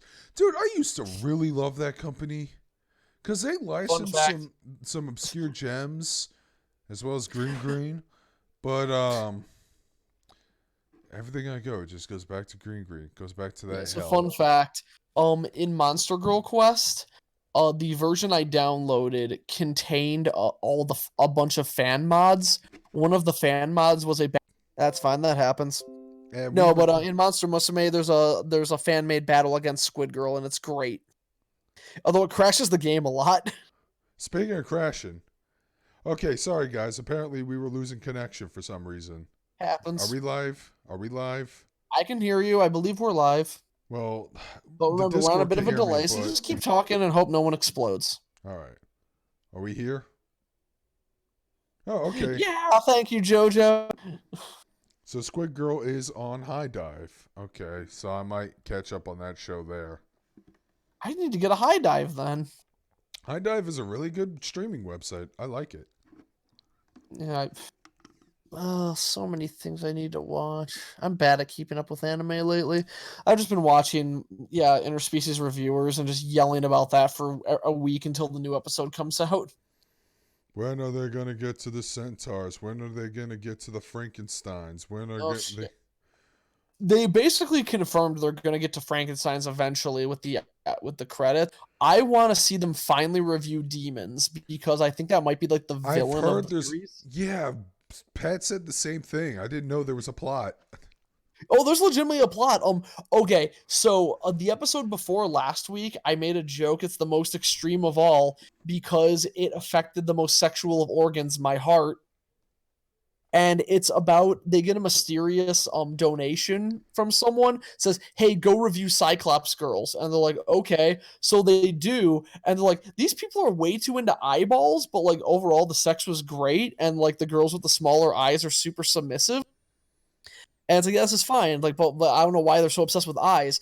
And then it turns out that the mysterious donator was a Cyclops who fell in love with a human who has she has a really small eye. So she's like, oh, other species don't care about the eye. This is great. Now I can confess to my human.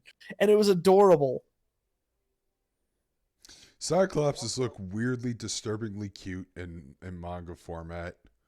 Yeah, Because they got so these like the one main giant thing is, anime I think eye. my favorite thing is that like it's like, yo, you can request your cup size, and it's like the biggest you have. Okay, and they bring in this girl with like the biggest eye ever, who's flat chested. It's like, oh yeah, our cup sizes refer to contact sizes because Cyclopses only care about eyes. That's hilarious. So like we have the halfling boy just Don't know fucking a why Cyclops. anyone Like, would her use eye string. is too big. It's kind of stupid. Hold on, let me read this comment. Don't know why anyone would use streaming services with Kiss around. Because Kiss hates the fact that you use ad blocker. I love my ad block. According to my Sorry. ad block, I've blocked 548 ads so far. What an accomplishment. High five. Yeah. Okay, whatever. That's why I fucking hate that website. It's just it's a fucking mess, dude. So screw it. And I like giving Besides, money. High Dive is $5 a month. $5 a month for That's pat good, labor. man. I should do that. That's Five- more than that's less than I pay for porn. Yeah, $5 a month for pat labor. Sign me up. Okay, what animes do I have that's on my plan to watch list? Bubblegum Crisis, Crusher Joe, well, Tokyo 2040 Bubblegum Crisis, Baccano, it's been on my watch list for years. Birdie the Mighty Deco, Tekkaman Blade, Arcadia of My Youth, and Terror Resonance for some reason. New Game Season 2. I'm gonna check out my list right now. At least on my Crunchyroll, because there's probably a few more. Fuck it, I'm gonna check my anime list. Yeah, I'm gonna check Annie chart from like last year. And see what the hell's going on, because I missed a lot of stuff. I'm probably like 4 years behind on anime right now. It's bad. Can't wait for the Tekkaman Blade review. Oh, you're gonna have to wait a long time. It's not in my priority list. At least Hero not right now. Academia. Oh god, I need to catch up on Fairy Tail, and I hate Fairy Tail, and that sucks. You can always drop it. There's no shame in dropping No! an anime. I'm not gonna drop it. I started. I'm gonna finish this shit show. Damn it! Just because you drop an anime doesn't turn you into Digibro. Digibro dropped like 1,000 anime, and that makes him a horrible person. We're better. I only dropped, according to my list, 24 shows. Oh shit! I need to watch more High Score Girl. Oh, High Score Girl is perfection. I love like the dumb I watched the first episode a few times because I kept showing it to people, and I love the part where they bring up Guile Throwjank. The fact they're talking like deeply about old school game strategies is great. I know. I was looking at it's so fucking good. Any chart. But no, sometimes I'll just watch a show and it'll click with me and I'll watch it all. Like I watched all of Beastars in 2 days. Neat. Beastars was good, even though it was CG. It had such good music, fun characters. The fact that the main love interest goes up to the is as tall as the main character's dick is kind of interesting. It's really weird when they stand next to each other. Man, I really want that fucking Akira Ono Nendoroid, but I don't think I'm ever gonna get it now. I don't know. Nendoroids are cute, but it's like, oh, they're so expensive. I know, but they're worth it, and they're better than Funko Pops. Bitch, I bought a $300 figure at last year's Youmacon. It was the Hajime Ueno designs from Bakemonogatari, where they're like kind of exaggerated proportions, and I got the monochrome version, which is even more expensive. They usually sell for like $560. I got it for $280. I didn't like the premise of High Score Girl. Man, this guy sounds like an edgy contrarian. Wait, you don't like the premise of 2 kids play video games? I know, it's such a simple concept. 2 kids play video games. Such a simple premise. I disagree that you could dislike a premise so simple. Okay, more plot-driven stuff. That kind of makes a bit more sense, but I really like slice-of-life stuff with no plot. Well, I like it to have a little bit of plot. It can't be just $300, they're big figurines. I can send a picture, but they're like they're like good sized figurines and they're hyper detailed. It can't be just, a show about nothing unless of course you're Lucky Star, I but it love has to Lucky have Star so much. it has a little bit of plot and a stronger focus on characterization, which is what High Hajime School Girl Ueda, has. my bad. Wow, somebody actually like made like a diorama of like an arcade room with the Ono Nendoroid and a bunch of like figure arts of Street Fighter characters. That's amazing. Her stand is freaking Zangief. Okay, I'm gonna post this in the comments section. It's probably going to get rejected, but these are the figures I bought, but it's the monochrome version, which are more rare. So they're just gray and white, and the eyes are the only thing that's colored. So if anybody sees external preview dash Reddit dash whatever the fuck that wrote, then you can click on that and you can see the figures I bought. And they're actually pretty good size.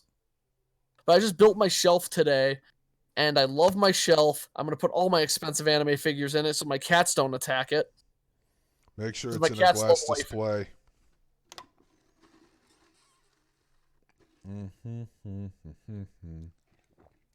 Don't you feel that sometimes Sonic Team should make games?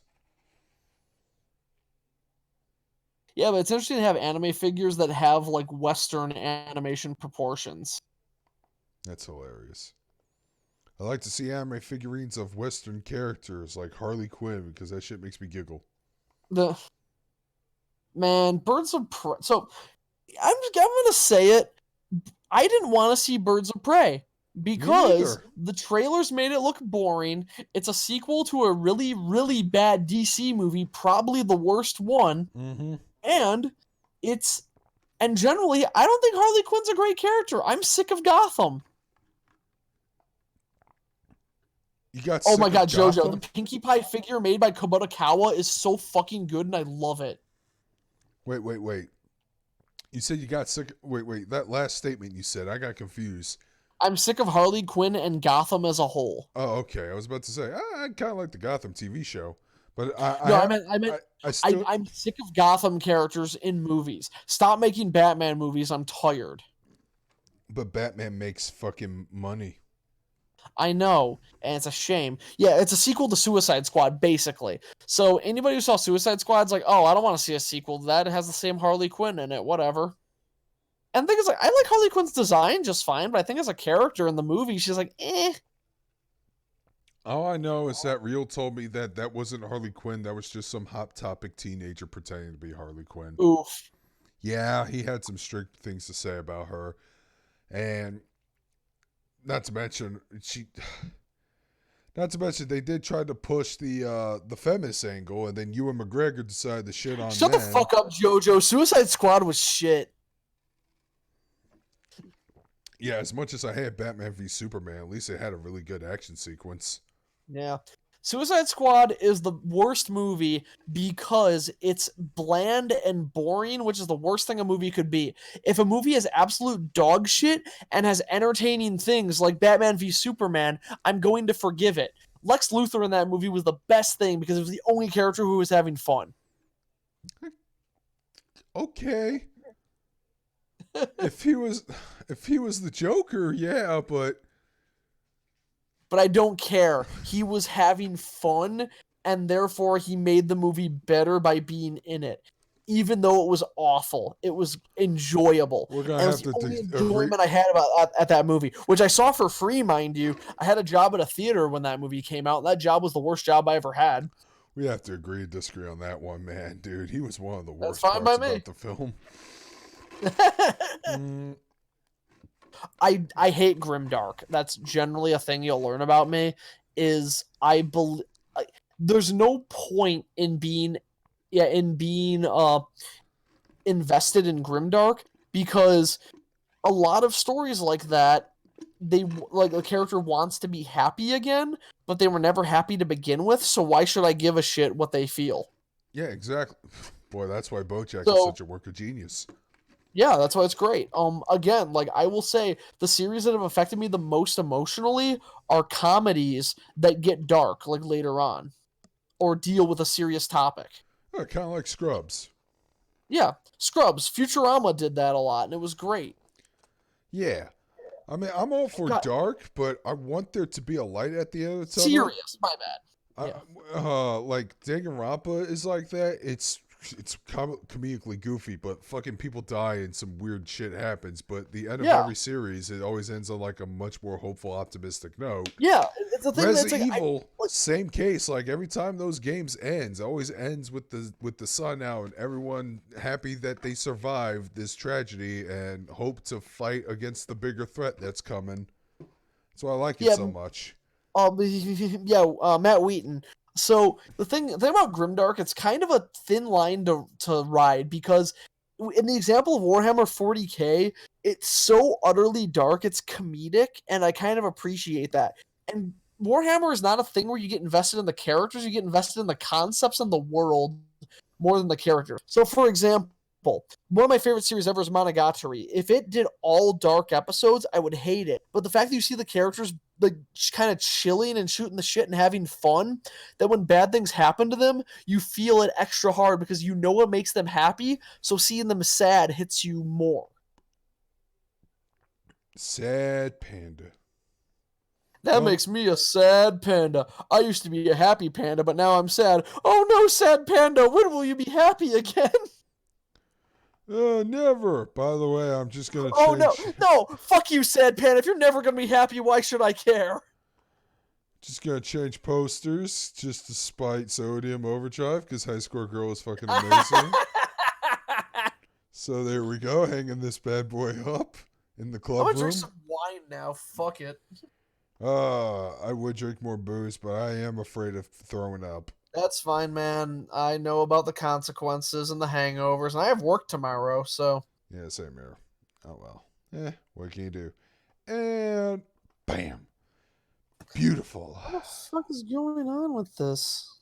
What are you talking about? Is the chat acting up? No, I'm like. Maybe it's going too much behind the curtain, but I started talking to someone today, and I think we really hit it off. Then out of nowhere, they stopped messaging me, and I'm like, what the hell? That's every woman that you talk to. Every first 2 days, everything's cool, I and then know. they ignore you. And I'm like, okay, are they playing a weird game that Oprah told them to play that I'm totally not understanding or something? What the hell's going on? Fucking Oprah. Man, the only good thing Oprah ever did was popularize rainbow parties by mistake. If you don't know, there was a thing where Oprah went around, like Oprah's team went around and asked like high school kids and college kids, hey, what weird sexual thing are you kids into? And people just made shit up. And somebody said, hey, rainbow parties are a thing where everyone wears different shades of lipstick and sucks dicks all day, and then their dick looks like a rainbow by the end of the night. And none of these had ever happened. And then Oprah reported, kids are sucking dicks with different lipstick and having rainbow parties. And then everyone started having rainbow parties, and it was awesome. Isn't this the same Oprah that fell for the fucking anonymous troll over 9,000 penises or something? I forgot about that. It's so good. That's amazing. Oh, can we just shit talk Oprah? No, there's not enough commentary. I don't follow Oprah much. Nah, I don't either. I think I followed Dr. Phil a little more than I did Oprah for a bit, but she was talking about like near-death experiences, and there wasn't anything fun to talk about that one. Yeah, near-death experience when I said I do. So, oof. Big oof. That's only dying on the inside. Yeah. Speaking of Catherine, that was one of the dumbest questions in Catherine that I'll still defend. Does life begin or end at marriage? I think I'm pretty sure I said end. I think I said the same. I said begin, I think, because I was like, again, I wasn't answering honestly because I was doing the Catherine with a K route because I kind of liked her for some reason. I preferred her to C. Yeah, I liked her too. She was hotter.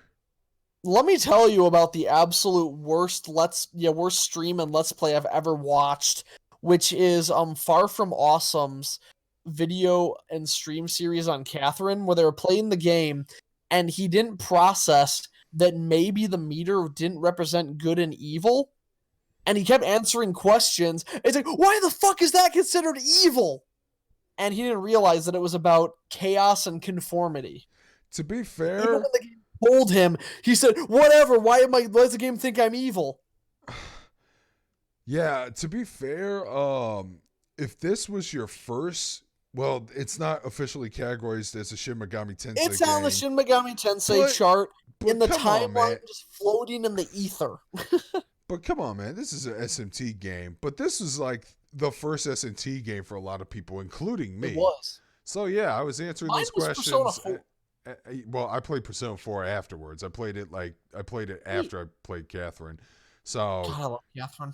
but yeah, I played that game. That was pretty much my gateway into that IP.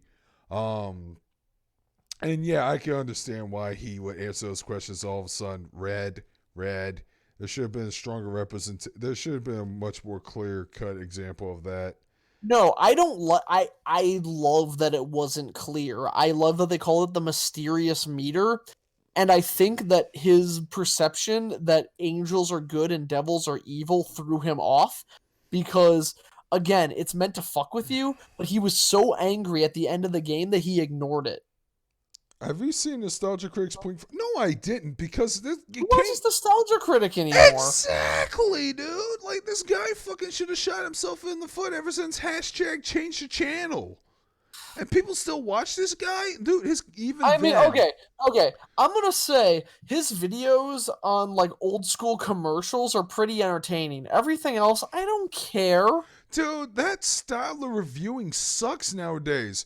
I'm I just was gonna. gonna make I was gonna make a video about that, and I still kind of want to, but it's not relevant anymore. I No, was no, gonna do it a still video with is. People, Al. they still do it. Yeah, but I was gonna do a video with Al where I reviewed like some popular game or popular movie, and I'm like, I'm gonna review this thing, and then me in a bad hat shows up in the side of the room, and it cuts to that. It's like, no, you can't review this. The world will end. It's like, no, I'm gonna review it anyway. Then Al will show up, and be like, no, you can't review this. It's like, B-list internet celebrity Big Al, what are you doing here? And then every time I reference him, the grade will get lower until he's like F-list internet celebrity Big Al. And every time he talks and it cuts away, it'll zoom further away until he's like in his backyard, and I'm recording him from like 40 feet away, so you can't even hear what he's saying. Do it. And then I'll end the review with, damn it, even if it destroys the universe, I'm going to review this thing anyway. It was pretty good, I guess. And then the review just ends. You should totally do that. But dude, that style I of really reviewing, want to. that style of reviewing sucks now because it's basically I'm going to summarize the plot, make jokes in between, as well as stupid sketches. I'm like, there are people. Oh, the sketches are the worst part. I'm fine with summarizing the plot, but the point is, there are other fucking content creators out there who do more interesting, were more better. analytical video things, and like the only person who can kind of get away with that nowadays is JonTron himself, because he still does that. Except Kind of with, does, yeah. except with like Although he doesn't really review commercials. things with plots anymore. Yeah, he's like reviewing. He's like doing commercials and weird things. And he did an But I episode. kind of like that. He did an episode of VR Troopers, which is quite impressive. That was weird, and I loved it. Plus, he's still fucking funny. Yeah, that's true. I still love his review. Poor Drew Wario. I still love his video. No, fuck him. I still love his review of yeah. Extra Oh yeah, was he a fuck him. rapist or something? I kind of Yes, yes, Things are he crazy. is. forgot. Well, fuck him then. Good, Yeah, he died. That's why I said fuck him. Never mind. Anyways, I I still remember Bennett. I still like no fuck him too. I said I remember him. I don't have an opinion. No, Anime Abandon is shit. Sodium Overdrive. I have a couple videos to show you about Can I about why say- he's wrong. The best person from that guy with the glasses was Pushing Up Roses. I Who don't did reviews on point and click adventure games for a while, and now she reviews old episodes of Murder She Wrote as well as Goosebumps, and it's great. I love her. Wow, that's like two niches. It's such a weird niche, but she loves point and click adventure games a lot. But like she'll review Murder She Wrote like once a week. It's kind of fun. Yeah, Sage is fucking terrible. I'm sorry. Like his reviews of Akira and Grave of the Fireflies are pretty terrible. Okay, Sodium Overdrive. Jew Wario killed himself, and Anime Abaddon, I'm not quite sure, but I think he continued and just kind of dissipated in quality. Oh, yeah, that was another thing, man. He reviewed the VHS version and he kept saying he literally reviewed the worst version, which is disingenuous to the series in general. Um, all because he wanted to make stupid jokes and say stuff like, "I don't know what's going on because I can't read Japanese." Uh, then maybe you should learn to read Japanese, asshole. Or you could just pick up the Blu-ray version, which has subtitles for the Japanese text, so you can actually understand the world building a little At bit least better. make the pre-approved joke of Tetsuo, Canada, and then play the Canadian national anthem. Yeah, it's also hypocritical because he praised Cam Clark in one of his other videos, but he didn't recognize him as Canada in the original Akira dub for some reason. That's So mean.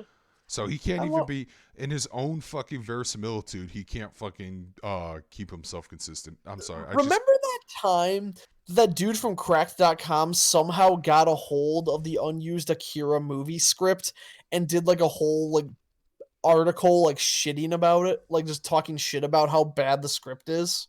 No, I don't remember that actually. It was beautiful. The Was only was it? good thing Cracked.com was such a weird existence because Well, they it turned kind of it to, popularized clickbait, but then was better than all clickbait that came after. but then they turned it to cuck.com. So, I don't like using that term honestly, but it's like but they yeah, have turned into full they, SJW. they didn't have any official they didn't have any like major writers anymore. They brought on too many guests, and even though David Wong, whatever the fuck his real name is my favorite book author, I think he's still an asshole. Hmm. John Dies at the End is my favorite book by far, but I remember during his Reddit AMA, he was just picking fights with everybody, and it was rough. Huh. So I'm just holding just to like do the ADH thing, which is for this week and last week, I am literally holding on to this book called the Genshiken Official Book, The Ultimate Guide to the Ultimate Otaku Epic, which is some weird addendum material that come with the manga. And I just found out about this. Apparently, there's an interview here with one Ken Akamatsu, creator of Negima and Love Hina. And I didn't know about this until I just fucking I'm gonna go to stumbled the onto bathroom the real page quick. while you were talking. So this shit is pretty interesting. Let's see. Ken Akamatsu's campus life was exactly like Genshiken. Oh, so he had it made. Good for him. Let's see. Okay, did Sage hate Tenchi Universe? I don't care if he did. And he probably made some disingenuous remarks about it. I'm going to be honest. Tenchi Universe is actually a really good show, and I probably recommend that to newcomers more than Tenchi Muyo, even though I like Tenchi Muyo more. Tenchi's amazing. Let's see. I heard that you've been participating in Comic Kids since your years at Truro University. How'd you get involved? When I was in college, I was in the manga club, the anime club, and the movie club. Note 1. At the time, Sailor Moon was the height of its popularity, and I was caught up in the wave. Seriously, I heard the splash when I got hooked. I never drew my manga until I started college, so I never went to Comic Kid before then. But after I got hooked on Sailor Moon, I started making fan doujinshi based on it. Yeah, I'm not gonna use the term fanzine. Come I on, agree man. with you, Vicky. Gigook sucks. I don't like Gigig either. I don't like a whole lot of YouTube reviewers, other than, like I said, Studio Chojin. I hope he makes more content soon. Yeah. So the thing I about tried to encourage him to even do it. worse is Glass Reflections, who has a stupid, weird like navy outfit. That's it. That's all you gotta say about him. I don't know. I hate his outfit. It looks like, and he just has bad reviews. Bad opinions. I think that guy stole my top Nep hat, and I don't like that. Again, I'm I gonna get see to if keep Extra Few Jeans still reviews shit. I get to I need to keep the check this hat out. because I respect the Neptunia franchise, even if it's not perfect all the time. Top Plus, Nep. Top Nep. Um, Oh shit! New Red Letter Media video on the Star Trek Picard. I need to watch that shit. oh my God, there's more.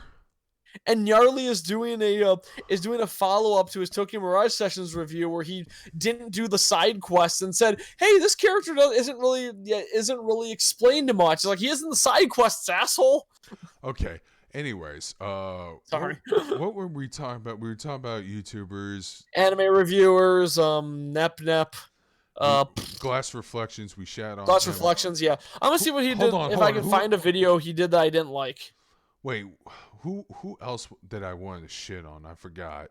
Damn it! You made me brain fart again when you went off topic. The Sage, Giguk, we Uh, talked about a little bit. I'm not a big fan, Gigik. Yeah, but I said Glass Reflections after Giguk. Maybe it was back to Glass Reflections. Maybe I did want to talk about the hat and the buzz is kicking in a bit. Which is funny because I'm not that drunk. Let's see. I was just reading an interview of Ken Akamatsu's interview about his campus life. And for some reason, I am super into it. Apparently, he was a college boy when Sailor Moon was a smash hit. Yeah, Ken Akamatsu made Love Hina, and everyone knows I don't like the anime and the manga. I thought, well, it's not that great, but it got better over time. Or maybe I developed a Stockholm Syndrome relationship with the manga when I was forcing myself to read it. One of the two. I do love me some Negimu. What events were you participating in then? At that point, I was going to Comic City. Okay, I don't even know if that's a real place. Which was held in Harumi, and Comic Revolution, which was held in Ikebukuro Sunshine City as part of a club. This was right before AI Love You started. That's the only fucking series of Akamatsu I've never seen, by the way, so I need to read that. When I received the Rookie Award from Magazine, apparently there's a fucking magazine called Magazine. Go figure. I was participating in doujinshi events twice a month. I still love that god-awful English dub for Sailor Moon. She'll always be Meatball Head for me. Oh, the Deke dub. Okay, you know what? I'll give the Deke dub this much praise. Get ready for two things. One, I do like the U.S. opening for that show, which did take the instrumentation of Moonlight Legend, but kind of made it to be a song about Sailor Moon, fighting evil by moonlight, win love by daylight. I think that song sounds fucking amazing. It's a banger. The second thing is, there was actually an original song that was made at one point in the episode that was made and performed by none other than Dramatic Pause, Stan Bush. Oh shit! Yeah, the guy who made the touch in the Transformer film made a really awesome song. Yeah, he made an awesome song called "She's Got the Power." Look it up. It's an amazing song. Okay, I'm sorry. I found up. So from the Podtaku days, I found Jean from Anime Appraisal, and I guess that 2 years ago was the last time she did a real review, and ever since then, it's just been weird vlogs. Huh. But she was my favorite because she always disagreed with Giguk and Glass Reflections and thought their opinions were shit, and it was great, and she was always best. Oh yeah, Molly's voice actress.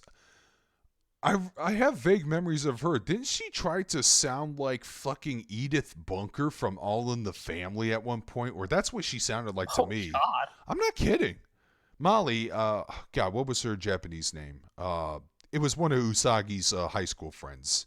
The one that ended up shacking up with Umino. Well, whatever. I was also going to say that I had a private message conversation with Studio Chojin. I'm trying to convince him to do a straight review of Violence Jack.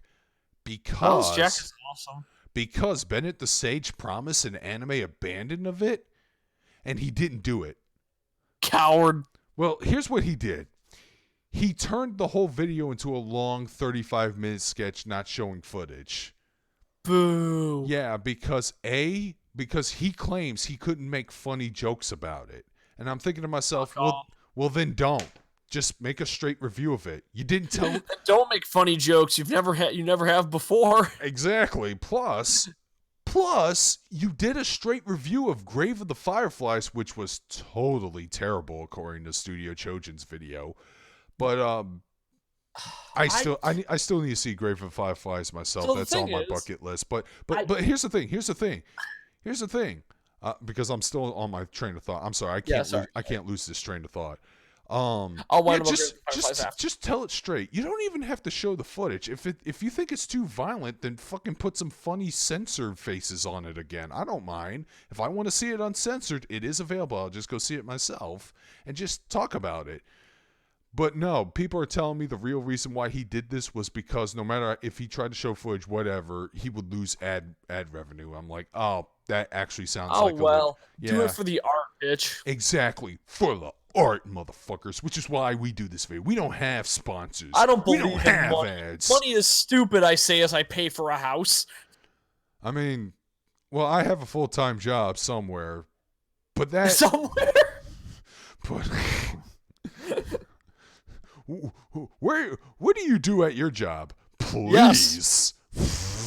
What do I do at my job? I tell people you're not plugged in right. Plug your shit in properly. Bye. Oh, thank you, Chibi Skitty. The character's name in Japanese is Naru.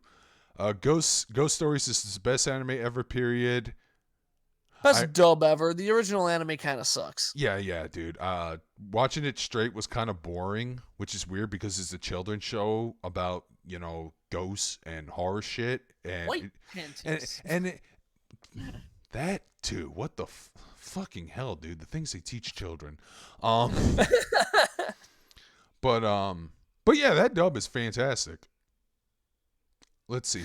What would you say is the worst anime of the decade? Ooh. God, there's a lot. Can we just say World War Blue from the last video we did when we were talking about that?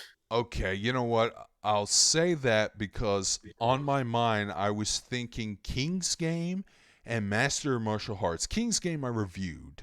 That's not a decade. King's Game was from like the 90s. No, it wasn't. It came out in 2017. Okay, what the fuck am I thinking of then? I'm thinking Master of Martial Arts. My bad. No, Master of Martial Arts came out in 2010. Or at least... What the fuck? Okay, never mind then. I thought that was like 20... Yeah, this is 2005. No, at least I want to say that Funimation localized it in 2010, but maybe it did Garzy's come out Wing was early. definitely before that, although I'm probably wrong, and it's probably also in the 2000s. No, Garzy's Wing came out in the 90s. I can tell by just the art style, but to me, the anime, English dub-wise, is so bad it's hilarious. But Master Martial Arts was played straight mostly as basically another Ikitosen clone. Then the final episode takes a hard right turn to Assholeville. And it's bad and hypocritical, but I still recommend people to watch it if you're looking for a fantastic dumpster fire. In fact, I still own my copy of that DVD, even though I am ashamed to own it. Yeah, out of everything I have in my collection, Green, maybe a hentai somewhere, I can't remember, Akibalion. This is the one anime that just makes me cringe when I hold it in my DVD in my hands. But I still want to show it to people because it is a fascinating train wreck. King's Game, very similar case because it was clearly made. It was an adaptation of a series of fucking cell phone novels. Yeah, that's a thing. That was made by a fucking nihilistic teenage edgelord who self-inserts himself into the fucking story. And I think some of the characters are literally based off of students he has met IRL. And if I was one of the students, I would have been like, hey, why did you write this one backstory of me being sexually abused by my dad? Which, yeah, that was a thing. And the way they gave that exposition out, it was like, the reason why she was so cold around everyone is because, well, there are rumors going around that her father, her biological father, would abuse her every day after school. And before your brain can go, sexually. Oh, of course, you have to be that edgy. It is so fucking stupid, but again, I would probably recommend it to people if they're looking for trash fires. World War Blue was bad and has a lot of stupid moments. I can only recommend it if you're watching it dubbed because the fucking video game reference puns make it cringy bad. Kind of like Garzy's Wing, except Garzy's Wing, I think people were self-aware that Garzy's Wing is an incomprehensible mess and fucking, what's his name, Yoshiyuki Tomino distanced himself from the project. Green came out in the 2000s. That doesn't count. Have So you ever watched Maze? Okay, I watched the I'd never OVAs. even heard of Maze. Maze, I forgot what the full title is. If he's talking about the same Maze I'm talking about, it's the fucking fantasy anime. I want to say it's isekai about this Sounds woman. about right. About this woman who can turn into a man or something. I forgot when she does it, but the man is a super creepy pervo, and it's a Okay. fantasy anime, and it's pretty bad, but it was still cheesy fun bad. So okay, maybe it's the TV series that's bad, but the OVAs, which I'm pretty sure were just kind of like tech demos of the TV series, that's a terminology, whatever. I watched them and I thought, it was all right. Worst anime of the 2010s is Dude, Symphogear Season 1. Best anime of the 2010s is Symphogear Season 1. do you dislike Black Clover though? I dislike it so much I don't want to give it a chance. Yeah, okay, so the problem with Black Clover, it is not is not an anime that should have been made in this decade. It is so behind the times. It is a weekly anime that never ends, and it's not something we should get. Every shonen anime should follow the My Hero Academia philosophy. I agree. Even though I'm not a big fan of Compress Shonen the 12 Jump. episodes. Take a break. Compress the 12 episodes again. Maybe 24 if it's a big season. I don't know. And then take a break. That way the animation budget would actually be good. Yeah. And don't add filler nonstop. Black Clover, episode 1 through 3, dealt with chapter 1 of the manga. Yeah, that sounds terrible. Yeah, it's awful. Okay, so Master Martial Arts got localized in Seven's 2000. Deadly Sins sucks too, and it sucks from the beginning, so shut up. Apparently, Master Martial Arts got started around 2008 and it got localized in 2010. Yeah, That sounds about right. Yeah, so that doesn't count, I guess, even though I did watch that anime last decade. Worst anime of the century. Oh, fucking Seven Deadly Sins. You know, yeah, I'm not too big into that show either, but you know who would Episode 1 was bad, so I quit. You know who would like that show, though? Idiots. No, I was going to say Wooly. You want to know why? Sure. No, you want to know why? Remember what Wooly fucking expressed his interest in a couple weeks back? Respecking? I don't know. I never really watched past episode 1. A couple months back on Castle Super Beast. His preference in women? Oh, short hair? No. Giantesses? Yes, there's a giantess. Bitch, I have a giantess fetish. That show is still garbage. You don't want to watch it for You don't want to watch it for Diane? No, I don't care. She sucks. Too big. Wuss, pussy, coward. Fuck you. Badly done. Okay, so the thing is, I have a height cap of like general rule, and I've seen it broken a few times. Diane does not break that for me. She is boring. Okay, she probably is. I don't know. Here's the thing: shonen action anime. I've been in giantess threads, and every single person's like, "Fuck Diane, she ruined our entire fetish." Wow.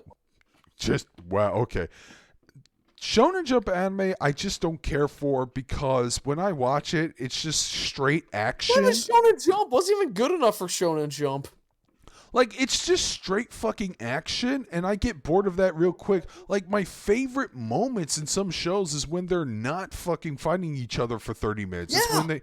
I love world building. Yeah, and I love character moments and having good dialogue. Like, my favorite scene in Marvel's The Avengers, it was not any of the action sequences.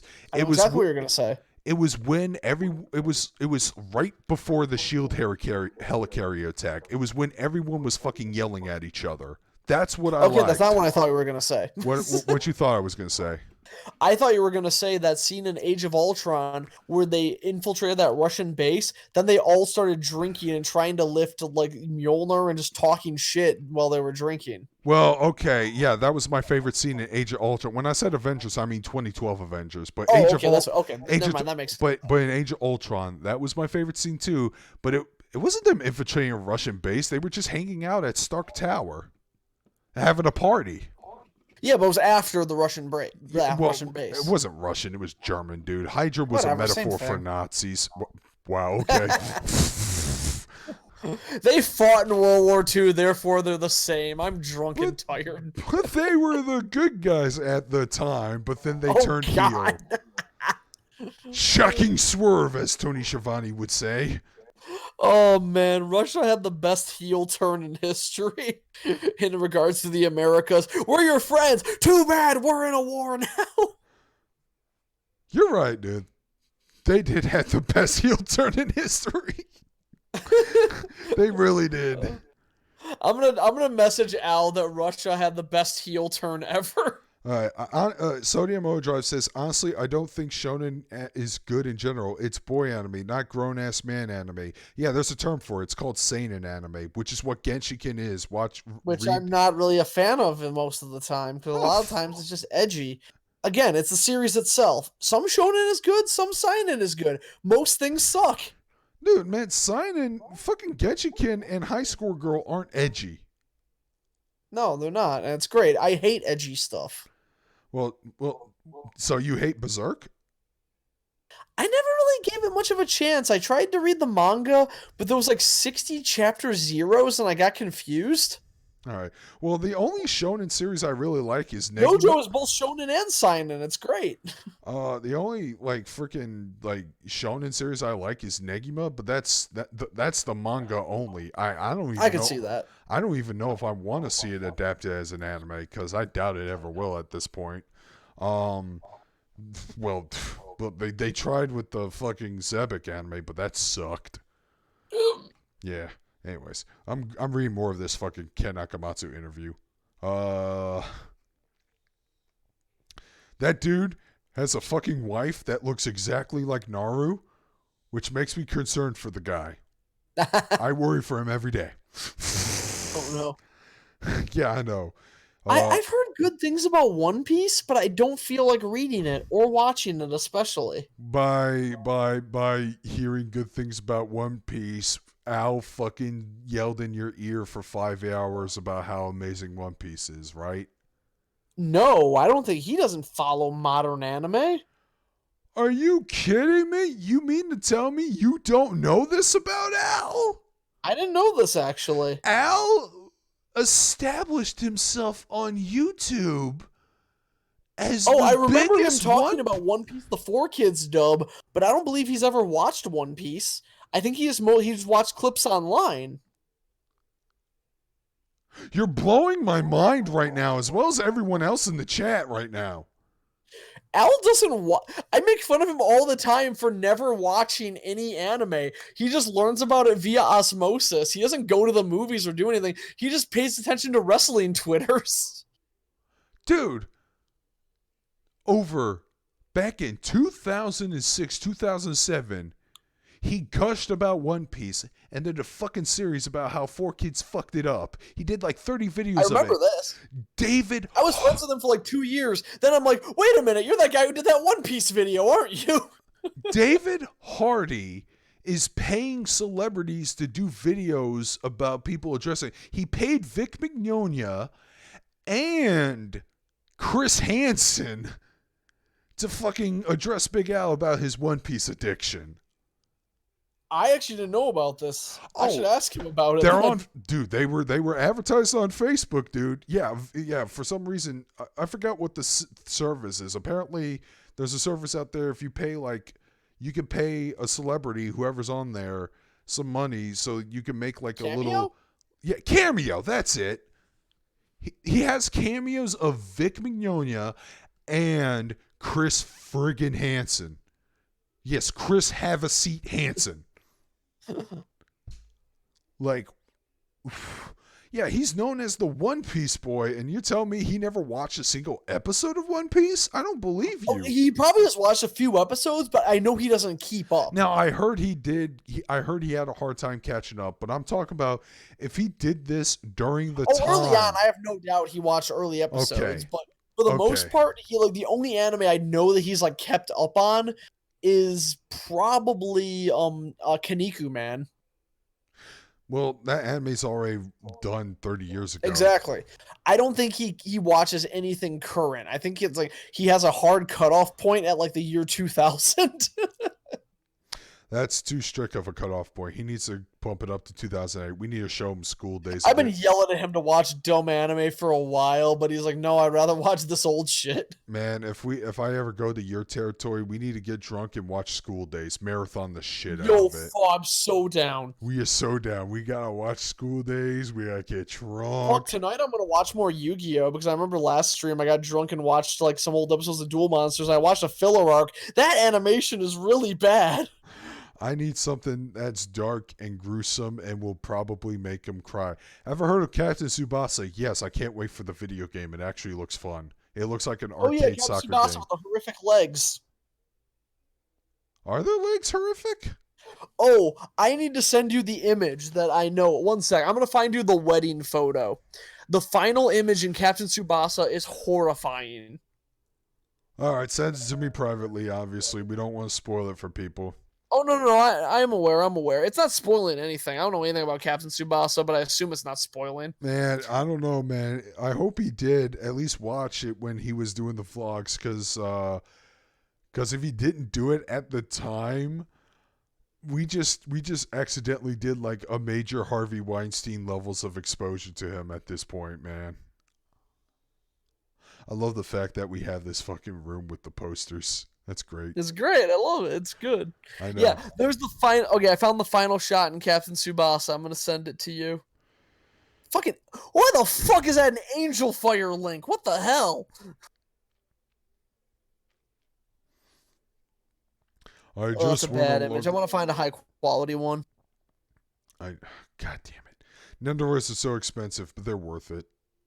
They're nice. I like them. They're cute. Better than Funko Pops.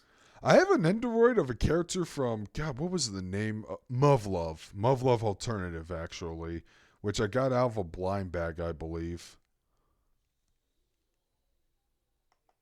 Actually, I'm gonna find just the horrible anatomy photo. I'm thinking, whatever. I'm gonna send you the end photo. It's kind of shit, but one sec. Yeah, I just need a fucking clip the background out so I can just put it in this image and make it look like it's... That's an actual like manga scan. I'll find you the infamous image that everyone is memed to oblivion of how bad the anatomy in Captain Tsubasa is with their freakishly long legs. Okay, I want a figure of freaking Aqua from Konosuba, but she's like on her back screaming in agony. Good. Where she's doing that weird, that human suffering face expression. It's so good. I love Aqua so much. She's a good girl. She's a terrible character, but that's what makes her the best character. I love her. I relate to her being the other two characters. Bad at everything. The other two characters are interesting, but they're one note with their jokes. Oh yeah, I mean, I don't know why. Like, the thing is, I think Megumin, even though I love her, is my least favorite character of the cast. I like Yunyun better because I think her abuse by Megumin and the fact that she has no friends is really endearing. Not to mention, they did an episode establish her, and yet they're like, wait a minute, but I wasn't really established before. How do people know me? I guess they don't. Happy birthday to me. Happy birthday, Yunyun. Also, she's a big player in the movie, which is great. Yeah, I heard the film focuses on her and yeah, her and the stupid village of red demons who are all crazy shinibios who just blow shit up and are way overpowered. Okay, now I can see why the writer of Pulp Fiction praised the shit out of it. The first time that the village warriors show up, they're all just doing the edgelord fate hand in front of face, going I have so much darkness inside me, and they're all just blowing up different elements, and everything that ever attacks their village just gets incinerated in seconds. And nice. And there's a reason they're like that. I'm not going to spoil it, but it's a thing that's established in the show. I don't know if Captain Tsubasa is good, nor do I care, because it's an anime about soccer, and I'm an American, so... What's a soccer? I don't care about... I don't like sports anime very much. Actually, I like it when it's a made-up sport. Like Keijo was one of the best anime ever made. Oh my god, Keijo was amazing, and the series... Why the fuck was that so good? It got fucking shit. The manga got canceled when the anime was airing. I know. I love Attack on Titan. they were gonna go to the Olympics, and I'm thinking to Yo, I myself, want Keijo at the Olympics. Just asses and titties flopping around doing JoJo shit. and I was talking to Windsor, it's like, then why the fuck did it get canceled? I thought everyone would love this, and he's like, well, apparently the Japanese have shit taste. Man, I'm gonna go to Japan and yell at everyone that didn't like Keijo. I'm joining you there. Let's just get on. I'm going back to Japan. Hold up a silent. You been like Keijo? Fuck you. Get out of my country. It's mine now. Shut up. With a megaphone and a fucking soapbox. God, I loved going to Japan. That was my best vacation ever. Because anime companies, especially these days, don't like to support same. My fear it does come out to be a lower budget episode count. So how was everyone's Valentine's Day? We were all lonely. On Valentine's Day, I got drunk. I drank a little bit. I played a lot of Tokyo Mirage sessions, and I tried my luck on Tinder. And every girl I talked to was like, "Yo, pay $50 for my cam show." Wow, that was so bit cringy. That was my life. I think I just got drunk and then woke up with a hangover. I was like, I'm good. That's fair. Keijo was good until it tried taking itself seriously. No, man, that's what makes it amazing, man. Great. But the concept was already dumb as hell, but that's why it was amazing, man. Yeah. It doesn't care. Titties I like and that butts. flat-chested girl with the Gatling gun, but They had some characters in there that were kind of thick. So, yeah. Oh, and that girl who fucking does judo throws with her nipples. I heard Attack on Titans fans weren't happy with the latest twist. I don't follow, so I don't really get what's happening. Was it the basement? Because the thing is about the basement. There was another twist. Anything. There was another twist after the basement. I don't know what the other twist was. It involves what's her name, the Japanese woman. I fell off of Attack on Titan after season 1 because I knew I didn't care. I fell off of it after the first episode. But it involves a Japanese girl or something, or maybe the castle. Yeah. Or maybe I am wrong. It is the basement thing. It's just something Real told me about that he personally hates. So, basically, the thing is, I heard about the basement thing years ago when it was in the manga, and I'm like, that is the stupidest thing I've ever heard. Then I heard Castle Super Beast talk about it when Wooly was mentioning it to Pat, and they kind of went into like a spoiler cast. Yeah. And I'm like, okay, never mind. That actually sounds kind of cool. Here's the thing. They had to change. They had to change what was in the basement because some fucking teenager spoiled everything initially. Well, what the fuck? I didn't know about this. Yeah, some kid was invited to take a tour of the mangaka's office or something, and the kid asked, "Can I see what was in the basement?" And he said, "Sure." And then he fucking blabbed his mouth out in Japanese social media. Yeah, exactly. You learned your lesson after Voltron that you were totally involved in and knew about? What about Bamboo Blade? That was pretty fun. I fucking love Bamboo Blade. I don't know that one. That is an anime about a kendo club with a Super Sentai theme behind it.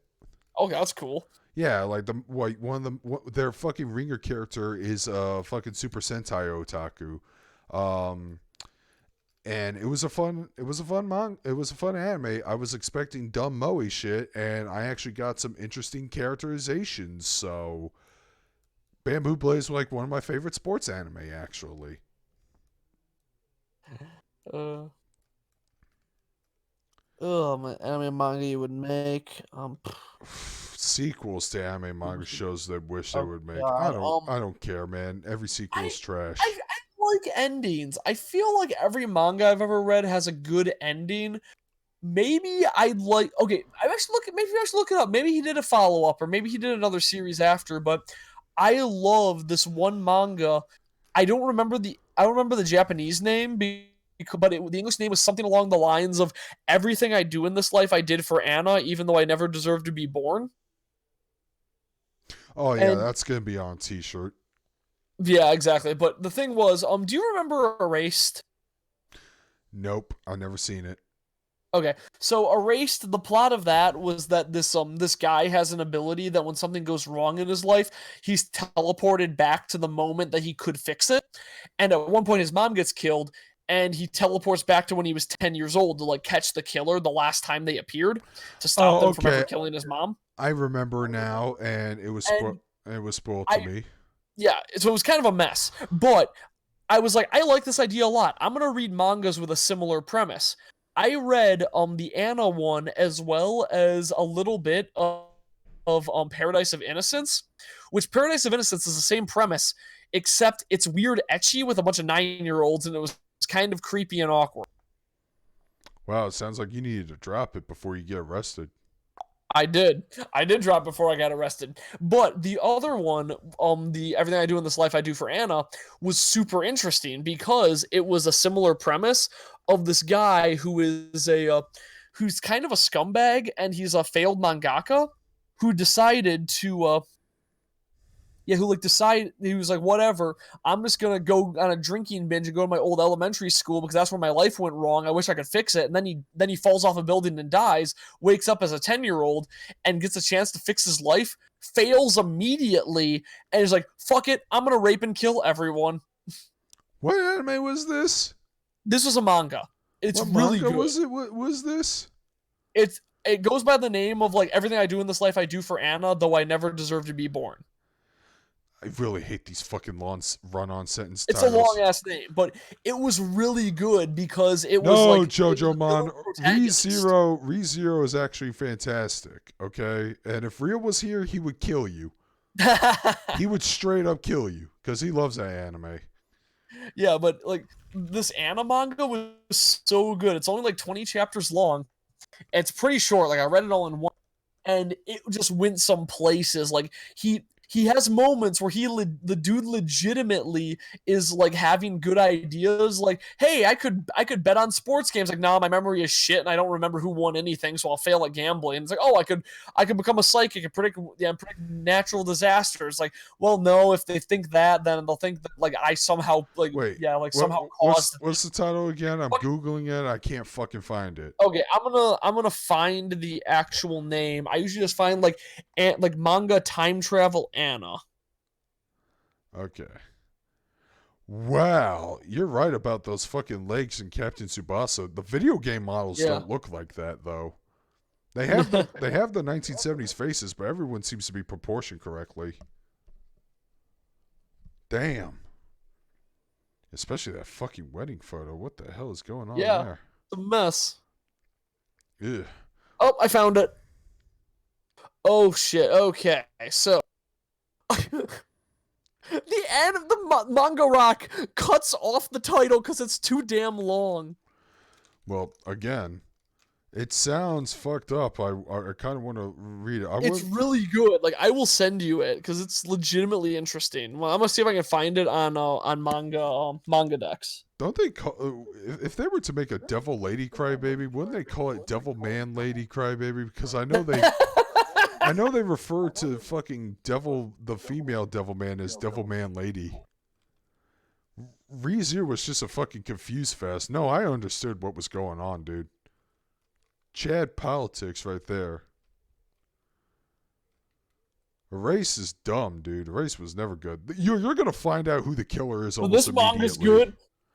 You're gonna find out who it is almost immediately because they weren't subtle so with obvious. its cinematography. I don't think it was a whodunit. I think it was more like you're along for the ride type deal. I liked it until I didn't, but I still think it was pretty good. All right, let's see. Because ReZero had a character that keep getting killed and restarting at the point he died. Yeah, that's what made that series interesting from other isekai anime. I like characters who can go through a Groundhog Day loop. Okay, that's what made Higurashi interesting. Higurashi's great. I love Higurashi. Yeah, new Higurashi coming out, made by the people who made Aerospecies Reviewers. Woo! I hope it pushes the envelope in violence. I hope it pushes the envelope in having Mion and Shion. She on top of Mion. I like Shion more as well. No, I was just making a weird pun. Makes me look like a bottom though. So Okay, that's good. god damn it. Alright, so Umemaru Kachi no Nakata Jubin ga no Tame ni Dekaru Ikatsuka no Koto is the full fucking name of this goddamn manga. Okay, so it's Uemaru. Uremaru Kaichi no Nakata Jubin ga Ana. You probably find it. I'm gonna send a link of the full title to you. Just takes me to a fucking links to a bunch of patent offices. What the fuck? I'm gonna send it to the chat so they can check this manga out, but it's great, and it's just like horrible homicidal children. And so you sound like a fucking whiny little edgelord, man. You need to edge these Oh, nuts that's in why I your love it. mouth. That's why I love it, because the main character's a whiny little edgelord, and like he gets away with it for so long, but he gets fucked up. I wonder if it actually did get a localization. I might just pick up the manga officially, just read it that way. I doubt this thing got a localization. Let me see. There's no Dude, way a manga like this gets a localization. Elfin Lead the manga just got a localization now. This is probably worse than Elven Lied because it deals with children. I know, but it blows my mind that we're getting an Elfin Lead localization, which is good because the manga is way better than the anime. Devilman Crybaby's animation was beautiful. They sacrificed detail for animation because that's what anime is supposed to be about. It's about giving life. When you have detailed characters, but the only thing that's moving is their fucking mouths, that's not good animation, dude. That really isn't. I'm sorry. Wait, what? I'm just talking about how I will defend Devilman Crybaby's animation. I will too. I will defend it to the day it dies because Devilman Lady Crybaby. Devilman Lady Crybaby, Devilman Lady Crybaby bitch. I don't know. Every single series needs to have the subtitle Crybaby. Such a dumb subtitle. Fire really Emblem Crybaby. Everything I did in this life I did because I did for Anna, even though I never deserved to be born Crybaby.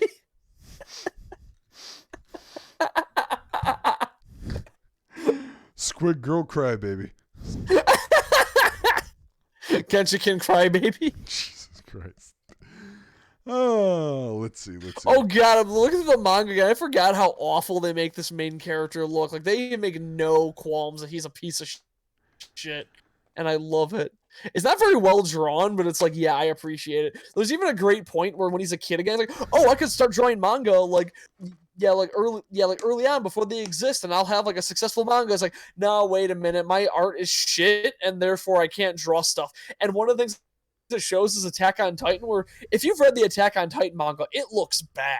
So what the hell is he talking about if he can't even draw Attack on Titan style? Damn, considering that Attack on Titan's artwork was so bad that one of the characters ended up being genderly ambiguous, which rolled into another bag of worms I don't want to get into details about, but yeah. Yeah, but also the what was it? Fuck, I'm losing my mind here. Yeah, but it's like, yeah, if you can't draw Attack on Titan's art style, you have a problem. Here it is. And the thing is, the guy's a failed mangaka, so what the hell's going on? But yeah, I'm looking through the manga again, and it's like, okay, I see. Oh my god! It's a very simplistic art style, but I love this. I love the storyline. Also, the Catholic Church is the real enemy. Oh my god! Of course they always are. He looks like a hybrid of fucking L from Death Note and the main character from oh my god, Sankaria Undying Love. I can see that. Jesus Christ, he looks like a piece of shit. But anyways. Oh, he sure is. He's the worst. For those who want to Google it, here's the title right here. Oh, I already sent the title. Oh, okay. I'll send it again. Umarara Kachi no Nakata Chibuga Ana no Tameka. God damn it, Japan. Stop that. No. They're going to make it longer. It's going to be the entire storyline. That one time I found a drill underground to use it to drill into the heavens, and then I created a utopian society, and then fought the anti-spirals and won, and then my wife disintegrated, and then I became a hobo. I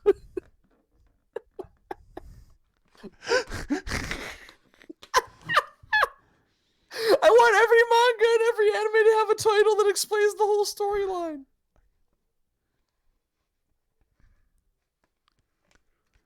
I was gonna do the dishes, but then I got high and got sent to another world where fucking fancy bullshit, whatever, with it. I just had fun and found out I could get high on more drugs there, and it made me weird out. I don't know. Then I die, I guess. That time I tried to pick up a game early and then got hit by a tractor, but actually didn't and had a heart attack. Then I ended up with a bunch of assholes and became rich and just fought a bunch of the Demon Lord's army. You forgot to mention he pissed himself. That's true. That time I died and pissed myself. Oh man, I want to do this forever now.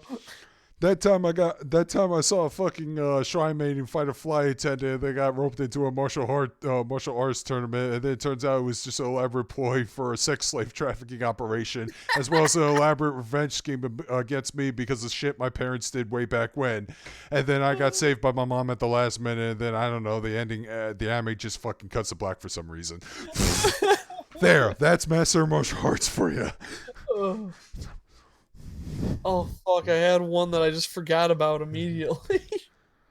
That time I dated a hot, big-titted high school girl, but then I got bored and started dating this woman who looks like Tomotaki no from Azumanga Daioh, and then I started cheating on other women, and then she might have gotten pregnant, and then we were questioning it, so I went back with that guy, and then I got fucking stabbed to death, and then the big-titted woman sliced the other woman's neck and tells her she's not really pregnant, and now I'm just being coddled in her breasts, my decapitated head. My family adopted a weird blonde kid who eventually became a vampire, and then I awoke in martial arts powers. And then my descendants later started summoning ghosts to fight a serial killer, and later the vampire brother I had.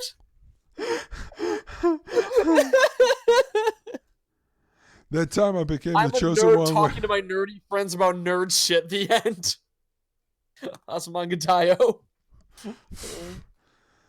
That's Lucky Star, my bad. No, wow, okay, you can't summarize that series for sure. I'm drunk. That time I was born a half demon, then fought my half demon brother, and then eventually found his illegitimate son, and then got my ass kicked by him when he resurrected, and then climbed the demon tree. That time I started a game nobody talks about. That time I started doing YouTube videos in 2006, ranting about the Arch car, about McDonald's, and then I went on to move about PETA, and then One Piece, and then other things, and then people know me for being fat, and then my account got disabled, so I made a bunch of other accounts, and then whatever. Pizza power. Oh I don't want to stop this. I don't want to stop this. So much fun. I was born a martial artist, then I learned to be a sword, but I can't use swords, so I hunted swords because swords, and then my waifu died, so I started hanging out with the person that she hated the most to make a map of the country. The end. Wait, what did you spoil? Because Katana Gatari. God damn it, man. I was in the middle of that. Oh, no, what the fuck? You're not in the middle of Katana Gatari. When you watch Katana Gatari, you watch it in one night. I only saw the first episode. It's so good. Best anime ever made. That one time I was using Gao turling techniques to fucking fight this one Zangief player, and then I got punched in the face, and then I ended up being like her romance. It's just what I don't know. I wish there was a season 2 right now. God damn it, Netflix, what are you doing? Back in the 90s, I was on a very famous TV show until I had someone write a book about me, and then it escalated out of control until I almost drowned in a pool, and then I went to prison.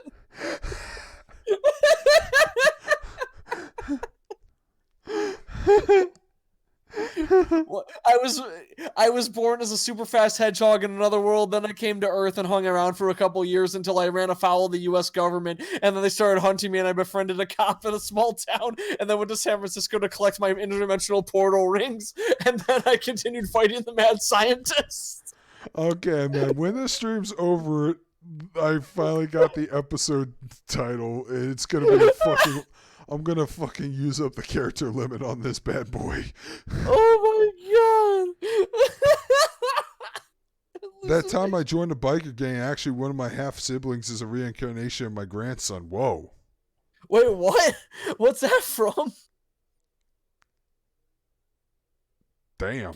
A magical adventure that ended up saving a pretty person, became my wife, and his kids ended up divorcing me, and now I'm broke. Oh man, what? Is that an anime or your life?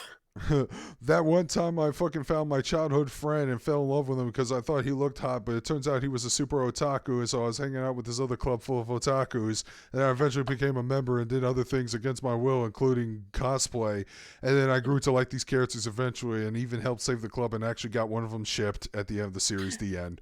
That time I gotta find out who killed my dad, so I enrolled in a school, and then I eventually started fighting people naked and embraced nudity until I eventually joined a terrorist group to fight aliens.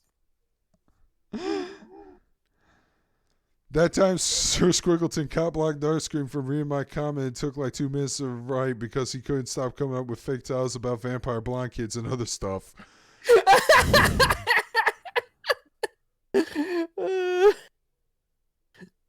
That time I just wanted to live my life, your and some bitch social worker kept dropping off monster girls in my house and getting me in new adventures. I did read your comment. Screw you. That time when I was a 10-year-old teacher, 10-year-old wizard Wells, so I got appointed as a teacher at some Japanese school, whatever. Then I ended up fighting vampires and learning about where my father was while fucking kissing my students, and ended up getting cool ass magical powers and getting stronger, Dragon Ball Z style. Oh, there was a tournament and a festival arc and all that shit, and had a rush ending because the mangaka had some rights troubles or whatever. That time I was born with no quirk, but then got a quirk from my hero, and then was engaged in a bunch of adventures against a big league of villains who hated my hero protagonist mentor. This ain't gonna stop. This ain't gonna fucking stop. No, wait, one more. Back. Let me tell you a story all about how my life got flipped turned upside down. I like taking a minute to sit right there and say about it was because of Prince of Bel Air in West Philadelphia. I was born and raised on the playground where I spent most of my days chilling out, mixing, relaxing, all cool, shooting up people outside the school when a couple of guys who were up to no good started causing trouble in my neighborhood. I can't finish reading it. I'm laughing too hard. I'm back there playing day to day, but she packed my suitcase and sent me on the way. Yes, I know the lyrics to the parts that weren't in the fucking. all day until she packed my suitcase and sent me on my way. She gave me a kiss and sent me a ticket, put my Walkman on, and said I'm stop, man. I don't want the companies catching on to me. Oh man. Oh my god. Oh. Oh fuck. Man, Chibi, fuck Haruhi Suzumiya. Haruhi's one of the worst characters ever, and that anime ruined anime for like 10 years. Man, she totally. That time I was forced to join a club by the girl who wants to be time travelers, espers, aliens, yet doesn't know that 3 members are time travel esper and alien. Haruhi is such a garbage character, and I hate her. Yeah. That time I started being the gopher for my sister, and then eventually I turned down all the girls who liked me, who I met through my sister, and fucked my sister. Let's see. I'm trying to find something. That time I moved into a small town, and then I discovered I could enter a new world via going through a television screen, and then I ended up going to crazy adventures and solve a murder mystery. And then eventually culminated to a big battle where I had to fight evil guys who like to fuck people up. All right, man, I am getting exhausted. These are some long-ass titles. Oh. Welcome to the other day. Fix the one run. Thank you, Windsor. Well, which one did That's he say? my life. You nailed it. That time I didn't get transported to a fantasy world, just woke up like any other day, fixed some toast, and the rub went out to. Oh no, Windsor wrote a manga about me. Yeah, Sodium. So the plot of Haruhi Suzumiya is that the character of Haruhi is a god, and everything she subconsciously declares becomes reality, and everyone has to pay attention, has to adhere to her whims, or else she'll destroy the universe. And she's an awful character who just molests people and is an asshole who doesn't listen to anyone but herself, and I hate her. Yeah, she was a terrible character. Don't forget, Mikuru is my toy. Oh my god, that was the worst. Mikuru's a good girl, and she just does nothing but get molested by her Haruhi for like 13 episodes. Oh my god. Oh, I'm happy when Haruhi disappeared. I wish they never found her. Yeah, the never gonna continue this adventure of Haruhi Suzumiya. I'm okay with this alternate reality where Yuki is a shy bookworm or something. I don't know. Yeah, something along those lines. I don't know. I actually like Yuki when she's a weird monotone character, but she's also an otaku like in Haruhi-chan. Like my favorite moment with her was when she comes back to her apartment. She's like drenched soaked, and she had to explain to Asakura what happened. And she's like, well, it was raining outside, and some car drove up, and the fucking car just drove really fast and splashed water on her.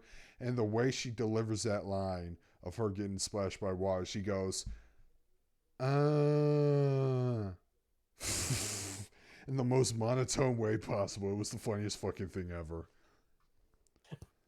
I want to make a. Right now, I want to make a stupid video, and I want someone to record me like curling both of my cats and say, "This is how I work out," and then curling both of them to my mouth and then giving them kisses and then lowering them. That's kind of weird. I love my kitties. They're sweet kitties. Even if Virgil's an asshole and is The only attacking my reason why people microphone like right now. Haruhi so much is because the artwork and animation is fucking beautiful. But Yeah, it doesn't make the story good. and the soundtrack is good for the most part, but yeah, the story is fucking exposition heavy, dude. 90% of it is just Keon's It's told out of narration. order to seem more artsy than it is. Well, I watched it the right way when they released it on DVD, so I didn't watch it Oh out of God, order. Yeah, that's gotta feel weird considering all the budget in episode 8, and then the budget just shits itself as it goes on. oh yeah, the final episode where, hey, let's spend 10 minutes at Yuki Nagato reading a book. Yep. Lucky Star better than Haruhi. Yeah, I can see that. I can't argue that. Lucky Star was No doubt. Lucky Star's an amazing show. Lucky Star was pretty entertaining. Genshiken is better though. Konata is a better character voiced by Haruhi's voice actor. And that scene where she cosplays as Haruhi at the anime cafe and does Haruhi's voice is hilarious to me. It's a good thing the English sub kept that consistent because Wendy Lee I does love that voice they her. did.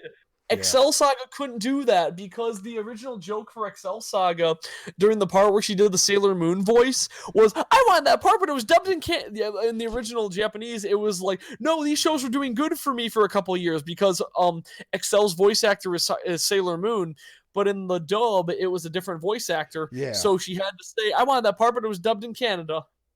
Yeah, boy, I like the localization of that, but still. Yeah, I know. What can you do, dude? What can you do? I like Konata de Gesso. God, I got an argument with somebody who was saying that, like, I hate anybody who argues Lolly is a body type and not an age. I don't even want to get into that discussion because Chris Hansen would be watching. But no, it was generally a thing that I was talking about Earth Pieces reviewers. Somebody said, whatever, they have a Lolly angel in that. I don't like that. And I'm like, no, the character's of age and they're a boy. Or like they're neutral, and it's like, well, whatever. It's still a lolly body type. I'm like, so you're saying I'm allowed to lewd, Zakuro, who's 9 years old but looks like an adult woman, but I can't lewd Konata, who's 18 and just looks like she's 12. So that's stupid. Oh man, the ultimate prison bait right there. Speaking of which, I hated Prison School. I never gave the series a chance, and then the dub sucked, and I heard the manga ended very shittily. Oh, that's a shame. But no, I just like, okay, whatever. It's sexy and it's comedy, but I don't really like the comedy very much. I didn't care much for the sex, and the comedy was weird. It's basically Love Hina times 10 because apparently it's okay to treat these men as garbage. Yeah. And I Tiger and Bunny was really good. Watching Tiger and Bunny with all the advertising edited out is so fucking weird. I know, because if you don't, I fucking hate it. I'm sorry. I need to see the Pepsi logo on that fucking ice chick. I love that every commercial break is the ice girl going Pepsi Nexu. Exactly. By the way, there is no Splatoon anime, but there is a Splatoon manga. And exactly. Windsor the Halfling was closer to a lolly than the angel was, but the dude never watched the show, so whatever, it doesn't matter. He was like one of those people who's like, I'm just pretending to be a furry because it freaks people out. Just admit that you want to fuck a fox. I don't care. We all do see deep down if they look human enough. You say as I slowly scoot across from the other side of the desk. Hey, whatever. You watch Beastars and tell me you don't like Haru or Juno. I have no intention of watching Beastars. Juno is a good girl, damn it. I have no intention She's a cute little wolf girl. I have no intention of watching that show. Watch it and embrace your furdom. No. Okay, I'm sorry. So my ex-girlfriend made me a fursona, and it's like the worst thing ever, and I would love to make it one day just to upset people. Jesus. It's a squid horse dog. Of course it's a squid. Yep. That me. Let's see. Oh, somebody comments on my UQ Holder review. He said it sucked, but whatever. That's his opinion. No, it wasn't meant to be a troll comment. It's just him expressing his opinion, and that's fine. Yeah, as long as the people express their opinion, well, sure. Yeah. Hey, as long as people watch my fucking older content, because I keep it up there to withstand the test of time. Yeah. Uh, Okay, I don't want to update my old videos to like correct mistakes Me because it's like, neither. I don't want to listen to my old voice and my fake accent. Hello, old chap. I pretended to be a Brit for some time. All Well, right, the reason for that was when my microphone sucked and it didn't pick up my normal voice. and then you could be like, yeah, fuck that. America rules. Dun, dun, dun, dun, dun. Why is my America theme the JoJo music? What the fuck is wrong with me? Oh my god. Speaking of Americans, fucking Olivia from what is the name of that? Oh, As- Asobe Asobase? yeah, Asobi Asabase. Oh my god, that show is freaking amazing. I had sex 6 times! Oh Now yeah. I like being dirty! It's like, maybe you shouldn't talk so dirty. What? Not talk dirty? And then she tries to fucking kill her. It was great. No, I would act the same way. Not talk dirty. Fuck you. I Oh had man. sex 9 times with 6 different men. So go on. Your English is so good. Needs a season 2. Needs a season 2. I don't usually hope for season 2s, but Asobi Asabase is fucking hilarious. Needs a season 2.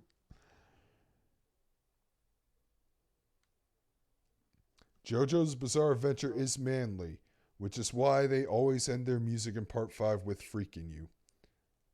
Think about freaking you. Oh, What was the second ending theme? I'm trying to remember it now. It wasn't free. It was oh no, it was Modern Crusaders. oh, Which samples ha ha ha ha ha ha ha ha whatever the fuck that song is called. huh.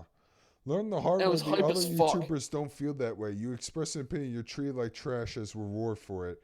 Still gotta finish that video, but real life stuff. Yeah, Digibro claims to respect other people's opinions, but I don't think Digibro claims to be of quality, but he's not. Yeah, well, he says. But anyways, why don't we read this guy's comment? I don't think it's the whole comment. Okay, it is. Doomfire down. I powered throw. I guess he meant to say through. No man, he power throwed that series. No Power man. throw. Yeah, man, it's tech cancels, man. I powered through the series and I thought it was god awful. I'm not hating for the sake. I watched the Negu series and I thought it was funny, but this was just bad. Okay. That's his opinion. In regards to Overlord, I've only seen season 1, which I love, and about half of season 2, which I kind of got bored with, and I really need to finish because I didn't really care much about the lizard men until they started fucking. You're aware of what you just said, right? Yeah, I know exactly what I said. I don't care. But Hands Off Ezekin is pretty good so far. I've only seen 2 episodes. Darkscream can talk more about that one because he's further ahead than me. I've seen 4 episodes. I'm like 3 episodes behind because I'm pretty sure the latest episode aired yesterday, and it's really good. I enjoy the hell out of it. So Animation's cute. I Yeah. like it. It's an interesting story. So I definitely need to catch up on that. But as for Overlord, I don't care for it, dude. If you say, "Oh, it's an isekai," and I'm like, "You're losing me," but they're transported to a fantasy world, you already lost me. Okay, so the thing with Overlord that is actually like my old roommate watched it in one day because of the way I pitched it to him. It's a guy trapped in a video game world that works on video game logic, and there's a scene in there where he spends like a full minute and a half applying buffs to himself before a fight. Like he's doing MMO logic, and it's kind of entertaining for that reason. Yeah, except I don't play MMOs until Phantasy Star Online 2 comes out. Yeah, but honestly, I think I recommend it. It's pretty good. The second season deals a lot with a race of lizard men that he like wants to overtake, and they take in a cute girl one. And before they engage in a war, she's like, "Impregnate me right now. I want to keep your seed going." And I'm like, "Okay, I'm down with this." Yeah, but Azoki is basically an anime about making animation, and Oh, JoJo, if you like that, please watch Shirobako, another anime about making animation, and I love it. It's so good. I think I'm about 6 or 7 episodes in. I do need to catch up, and I do like Shirobako a good amount. But yeah, Don Donuts, let's go nuts. yeah, go nuts for donuts says Oh man, I am forgetting her fucking name. I don't remember her name either. I love the show, but I don't remember a single Not the character's show, the name. video game. Oh, I'm talking. donuts. I I'm don't know. talking about another character who loves donuts. Windsor, help me out. Shinobu from Monogatari. No, video No, game. I argue with Al about Shinobu all the time because his only experience is that is Shinobu Project was a VR game where you live with Shinobu and like do lewd acts with her lolly version. Aoi Asahina from Danganronpa. You know, the swimmer who loves Oh yeah, donuts. oh the one with the big tits. Yeah, I love her. Yeah, that's who I was thinking of. She loves them donuts. She does love them too. What are your stances on CGI anime? Well, High Score Girl is a CGI anime, and I enjoy that. Yep. Kengan Ashura actually benefits from the CG animation. Yeah. Berserk was fucking garbo. CG is just another way of doing animation. If it's good, it's good. If it's bad, it's bad. That's kind of all there is to it. I saw a trailer for the new Netflix movie Dragon Quest Your Story, which tries to be not like this weird CG where it pretends to be anime but CG, but it's trying to do the weird Pixar stylish thing. That's cool. Yeah, you have to see the trailer yourself. That looks good. I might actually give that movie a watch. Oh, and Vicky, Cromartie High School is a legendary. Comparing anything to Cromartie High School is unfair. Cromartie High School is for people who were like, you know, Azumanga Daioh is good, but it's too feminine and smart for me. I need to watch something that's masculine and has Freddie Mercury in it for some reason. Okay, I'm gonna disagree with you. I think they're both wonderful for their own reason. No, that's not meant to be an insult. I love Cromartie High School too, especially the English dub. Oh, the dub is so good. He ate my pencil.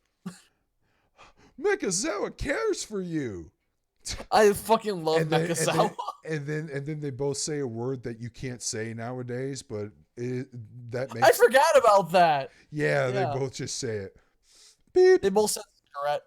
But that scene is actually really funny. But yeah, because that scene was the great. context of it is like a bunch of men expressing like genuine care for each other, immediately followed by a slur.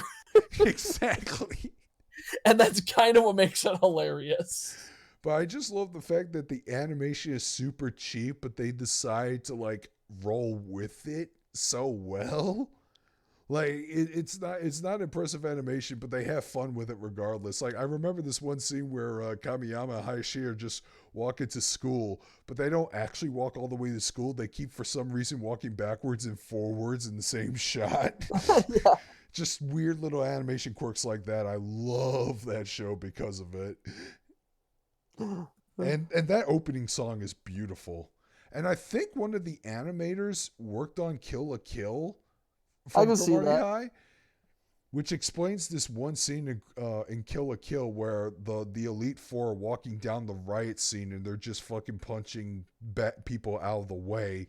It's supposed to be like a reference to the opening credit sequence of Cromartie High. My name is Yukata Takanoshi. I get motion sickness very easily. Oh my god, yeah. I love that one miniature storyline about that one delinquent who's really polite to everyone on the internet, but the second anybody upsets him in real life, he beats the shit out of them. And then he encounters a fucking troll. He encounters a troll in real life, just kicks the shit out of them. Yeah. He's like, I'm very polite online.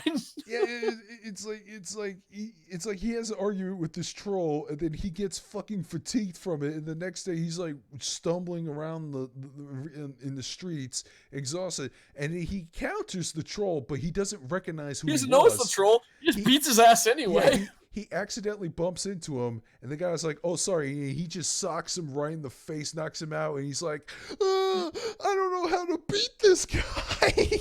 Oh god! Even though he just did. Sunday Overdrive. I've never seen Goku Dolls. I don't know what that one is. Keep in mind, Cromartie High came out in like the mid 2000s, like almost 5 years before internet culture and trolling is like a mainstream thing people know about. So that was ahead of its time. Ahead of its time. Yeah. I have never seen Goku Dolls. I've never even heard of that. I think I've heard of it once. When you bring that up, I'm thinking about Backstreet Girls, and I kind of want to watch that. I want to watch Backstreet Girls too. It's on Netflix. Yeah. I remember my old roommate was It my is? old roommate was binge through shows like nobody's business. It was nuts how fast he would watch shit. Gokul Dolls is Backstreet Girls. That's the Oh, Japanese it is? name. Okay, never mind. That fixes it. What? Okay, how the hell did I realize that was Backstreet Girls subconsciously? I don't know. That's the power of the subconscious. It'll make you do things you didn't know you were doing. Yep. I don't know, a manga that's making me think of right now that I really enjoy and should read more of is My Wife is a Man. I'm sorry, what? Yeah, there's a manga called My Wife is a Man where a guy is married to another guy, and they're a cross-dresser, but they're like super good at it, so like everyone assumes that they're a woman automatically. But he has this thing where it's like, no, you're not going to deny who you are. You're going to admit that you're a man and you just happen to like cross-dressing. And it's kind of empowering and like really it's like really wholesome, but naturally the comment section is full of psychopaths. More of a reason why they should make an anime adaptation of it, bring more to I would love it. There's some great moments where it's like this, like I remember there's one part where it's like they go to a movie together. Like the very first scene in the manga is when they both go to the bathroom together, and everyone's like, "Wait, why does this guy bring his wife in the bathroom?" And then they use the urinal. And it's like, what the fuck? And there's a scene in the manga where they go to the movies, and and then they're going, it's like, oh no, it's Women's Day, so they get a discount. Oh, I'm a woman. It's like, no, you're not going to lie to them. You're totally a man. You're going to embrace that fact. It's like, okay, fine, I'm a man, whatever. Yeah, man. Sentai Not going to Filmworks. deny who you are. Sentai Filmworks is basically a spiritual successor to ADV Films, which is why I love them so much. Plus, they're in charge of High Dive, which is a great streaming service. $5 a month for fucking good shows. Sentai Filmworks rules. They also have they dubbed Medaka Box. They didn't do it well, but they did. That is a criticism I have for them. But that being said, Amagi Brew and Park Stub is great. But where do you guys get your anime DVDs? Well, back in my day, I used to go to Suncoast and Best Buy and FYE. I say as I hunch over holding my back like the old boomer I am. Wow, yeah. But, I don't know, FYE, did they still sell anime? I haven't been there in a bit. Wait, which store? FYE.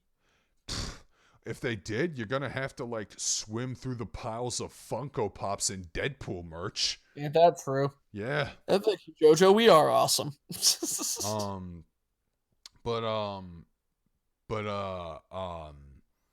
But that's where I would go. But nowadays, if I ever want to pick up an anime or Blu-ray, it's probably going to be through Amazon or Right Stuff, because not only it's just ease of access, they're also cheaper than buying an FYE. Yeah. I mean, I go to FYE and I see fucking Blu-ray collections for like $75. I'm like, that's more expensive than a fucking video game with a limited edition pre-order DLC to it. No.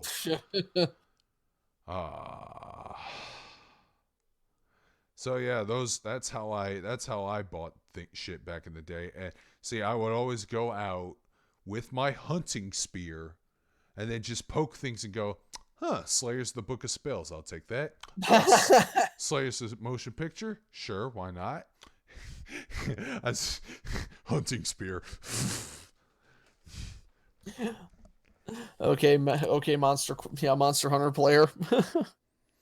Yes, I am, but I use a glaive because the glaive is amazing. I like the glaive a lot too. I love that weapon. It was so fucking OP'd in the previous I game. mean, hey, you say that in front of Joe Cat, he'll get pissed off you're not using the sword and shield.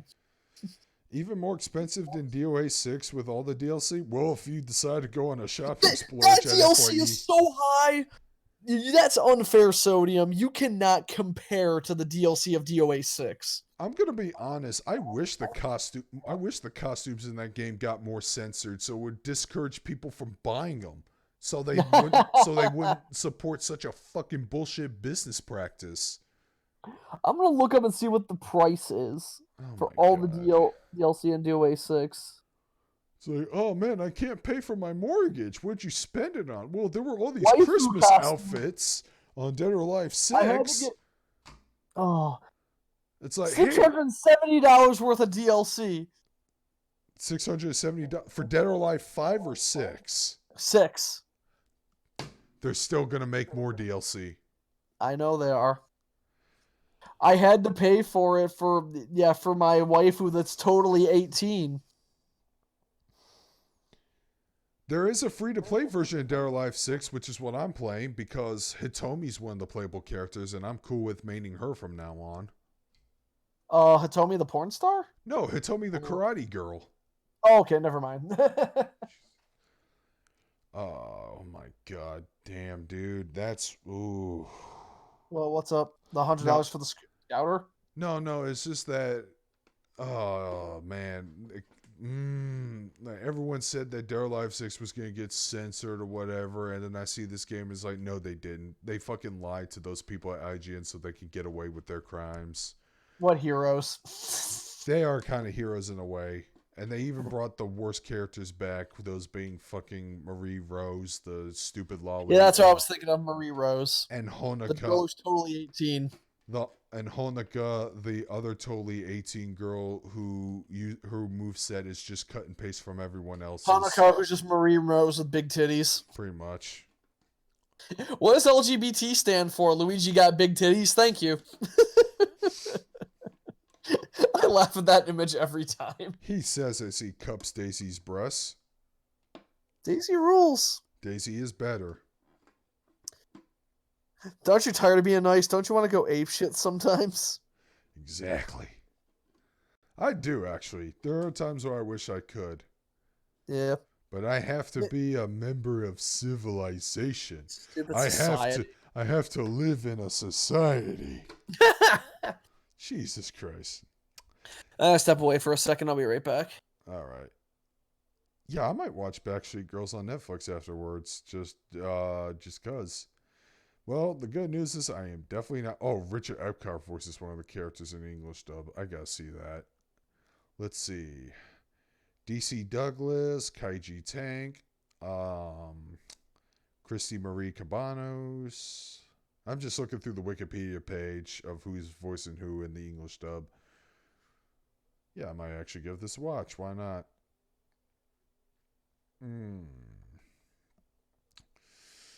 I liked when the company was still only Tecmo, now not this microtransaction fest as it is yet now. Yeah, I know. Again, I know it's wrong for me. It's kind of hypocritical of me, but my God, I wish they would censor the content just to piss off the people who are insane enough to support the business practices initially.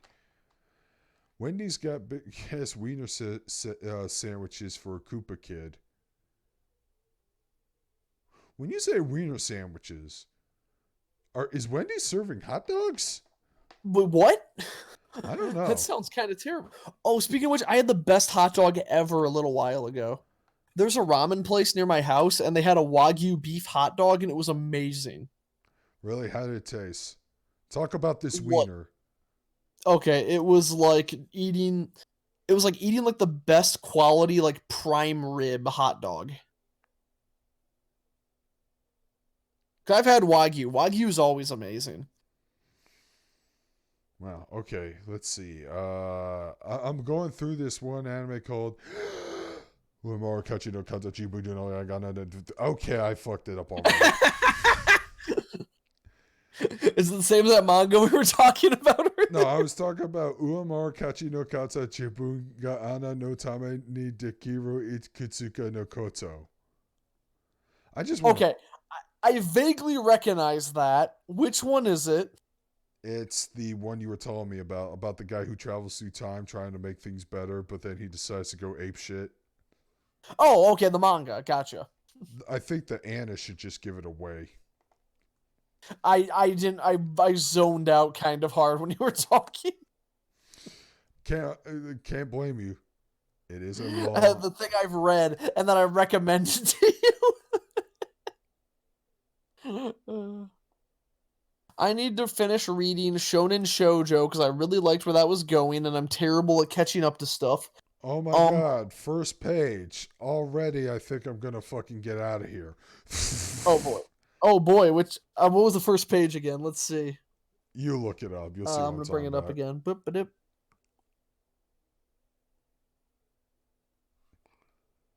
Oh, I thought you were talking about Wendy's. You're talking about Wendy. Man, I thought you were talking about Wendy's. I thought they made their menu better, for God's sakes. Did they finally make the what?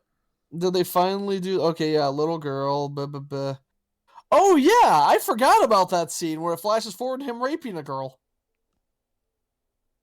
I'm out. Out.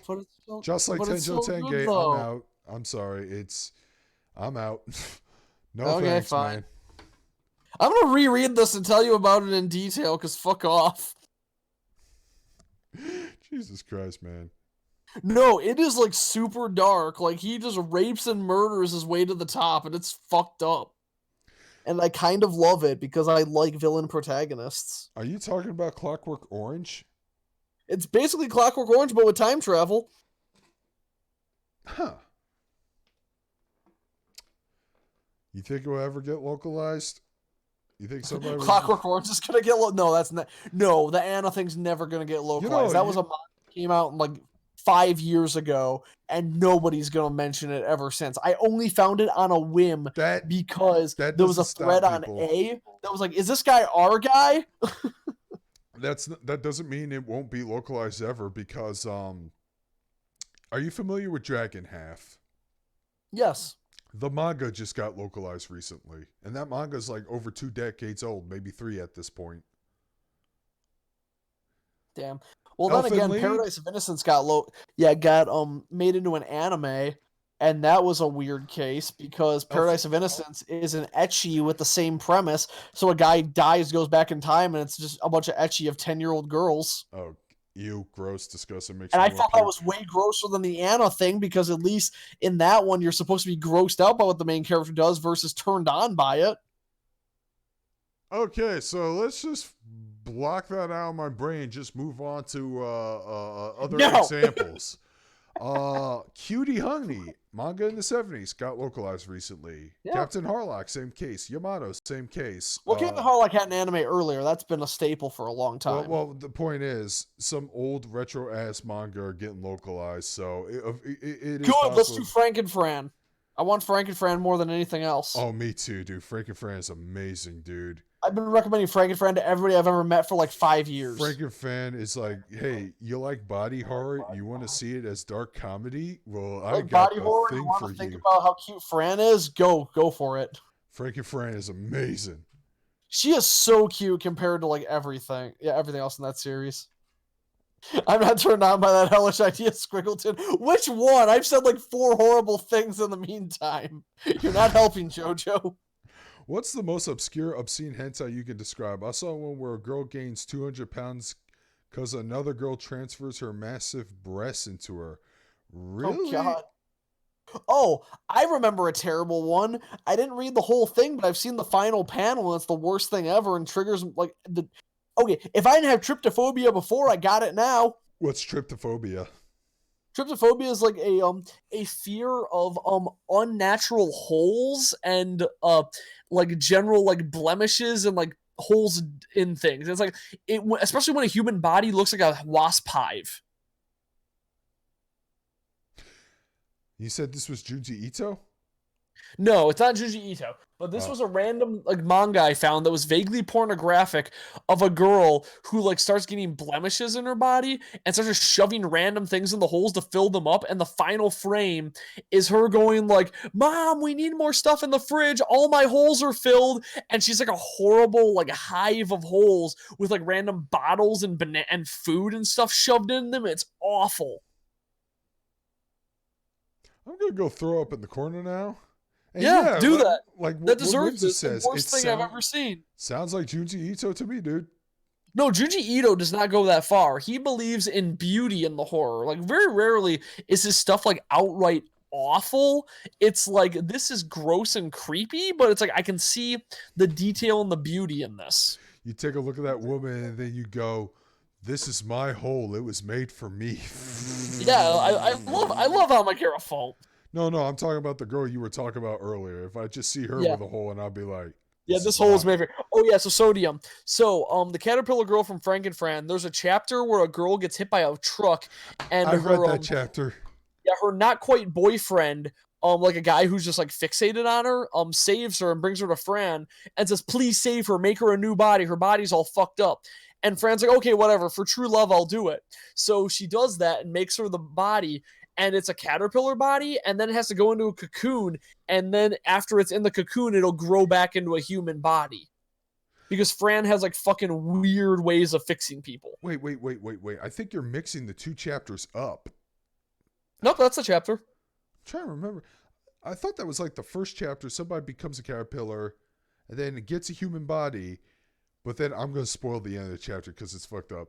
They go to a love hotel, make out, and then the woman turns into a freakish fly and starts killing him and planting her eggs in her. That's the same chapter. She gets the human body back via the cocoon, but she has like insect instincts. But the woman who is, but the guy that involves the dude, the one that involves the creepy stalker guy, because he reveals himself to be a creepy stalker guy.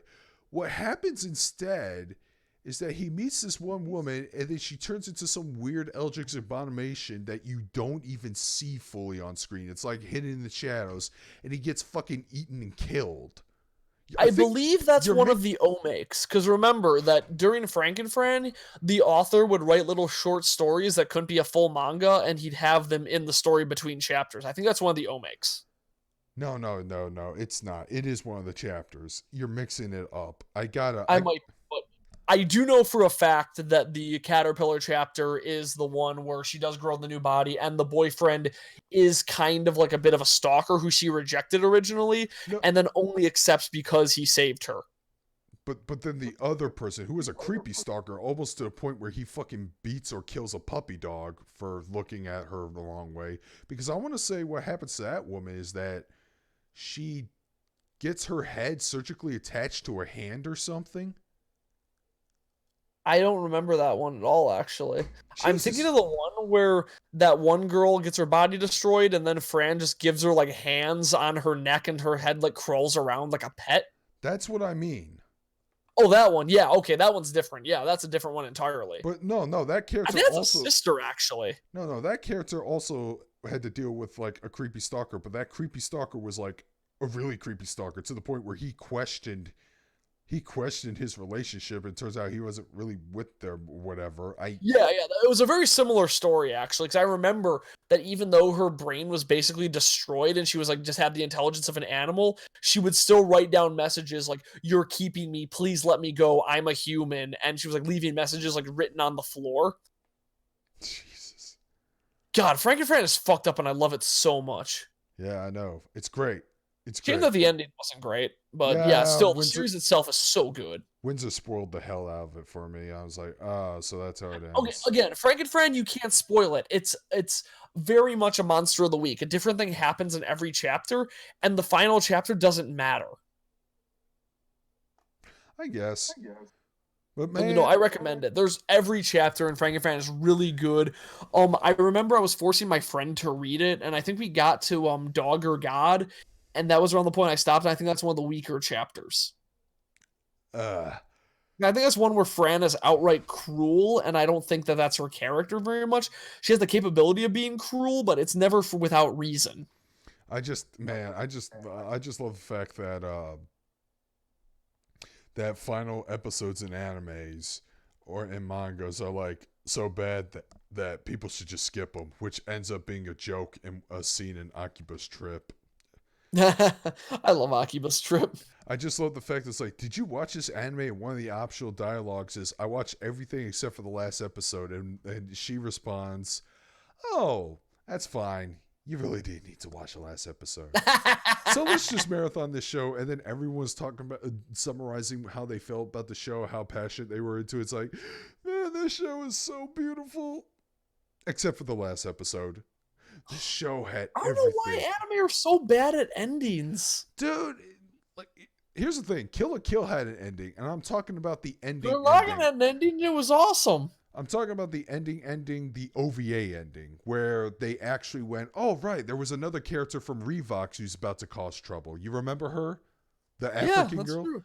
And that was nice, yeah. Yeah, Windsor and I watched it. We saw it and it was like, well, it's not a super spectacular ending, but we're like, hey, it's an ending. Ties up loose ends. Ties up loose ends, and I think it's a solid conclusion.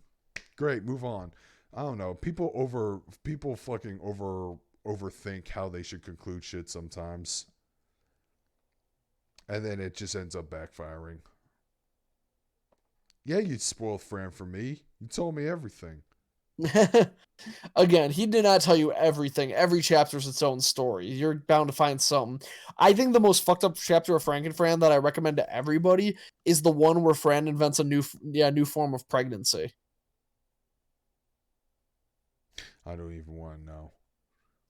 It's cocoons, and it's awful, and I love it. Damn. Everything that could possibly go wrong with developing a baby in a cocoon goes wrong. Sounds like her. Oh man, Flip Flappers. Okay, a lot of people shit on Flip Flappers. I liked it a lot. Especially that episode that became weird Fist of the North Star, like Gurren Lagann shit. I only saw the first episode so far. I recommend it. Keep going. Flip Okay. Flappers is good. Flat flippers. Flip, flap, flip, flip, Flip, flip, flap, flip, flap. I'm on the go to do the flip, flap, flip, flap. Oh man, we've been talking for like 3.5 freaking hours again. I don't know if I want this to be Like the 2. norm. That's fine. Yeah, No, we're it's good. been 3.5, dude. Shit, really? Okay, because Yes. the stream video I'm watching says started 2 hours ago. Well, mine says started 3 hours ago. Well, never mind then. Yeah, we should probably wrap it up. Yeah, we should wrap it up. So See, I was making a joke that because we were talking about 2 Western things, that it was going to be Weeb and Talkin, but it turned into anime immediately, like it always does. So yeah, it immediately becomes Weeb and Talkin. yeah, exactly. I think it's a clever title. Yeah, it works. I like it a lot. Mm-hmm. So, like last week, I'm like, oh, we've been talking. I get it. We've been talking. Yeah, it took you that long to figure that out. I know I'm drunk whenever I participate. So what do you expect? I don't know. I'm sobering up, and if I sober up, I might get. I haven't eaten like all day. I'm gonna probably eat some lunch meat and cheese and probably a bunch of fruit. So, and then I'm gonna watch some Yu-Gi-Oh because I did last week, and then that might be a tradition. All right. Well, I hope you guys enjoyed this stream. I hope to do it next week, but like I said, that Genshin vlog should be coming now that I got I'll all do it my. next week too. I hope I got all my fucking content recorded. I'll just spend all week editing it while slacking off and I don't know, probably catch up on Trails in the Sky or something. That being said, this is Darkscream signing out.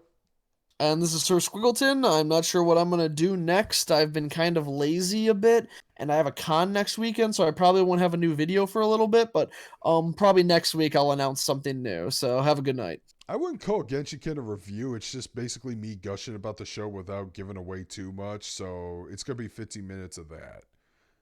Yep. I wouldn't call it a review. I try to get my reviews quick and brief to the point now. Yeah. But I might actually have to review something once I finish a show in order keep content. But take care, guys. All right. Good night. Night.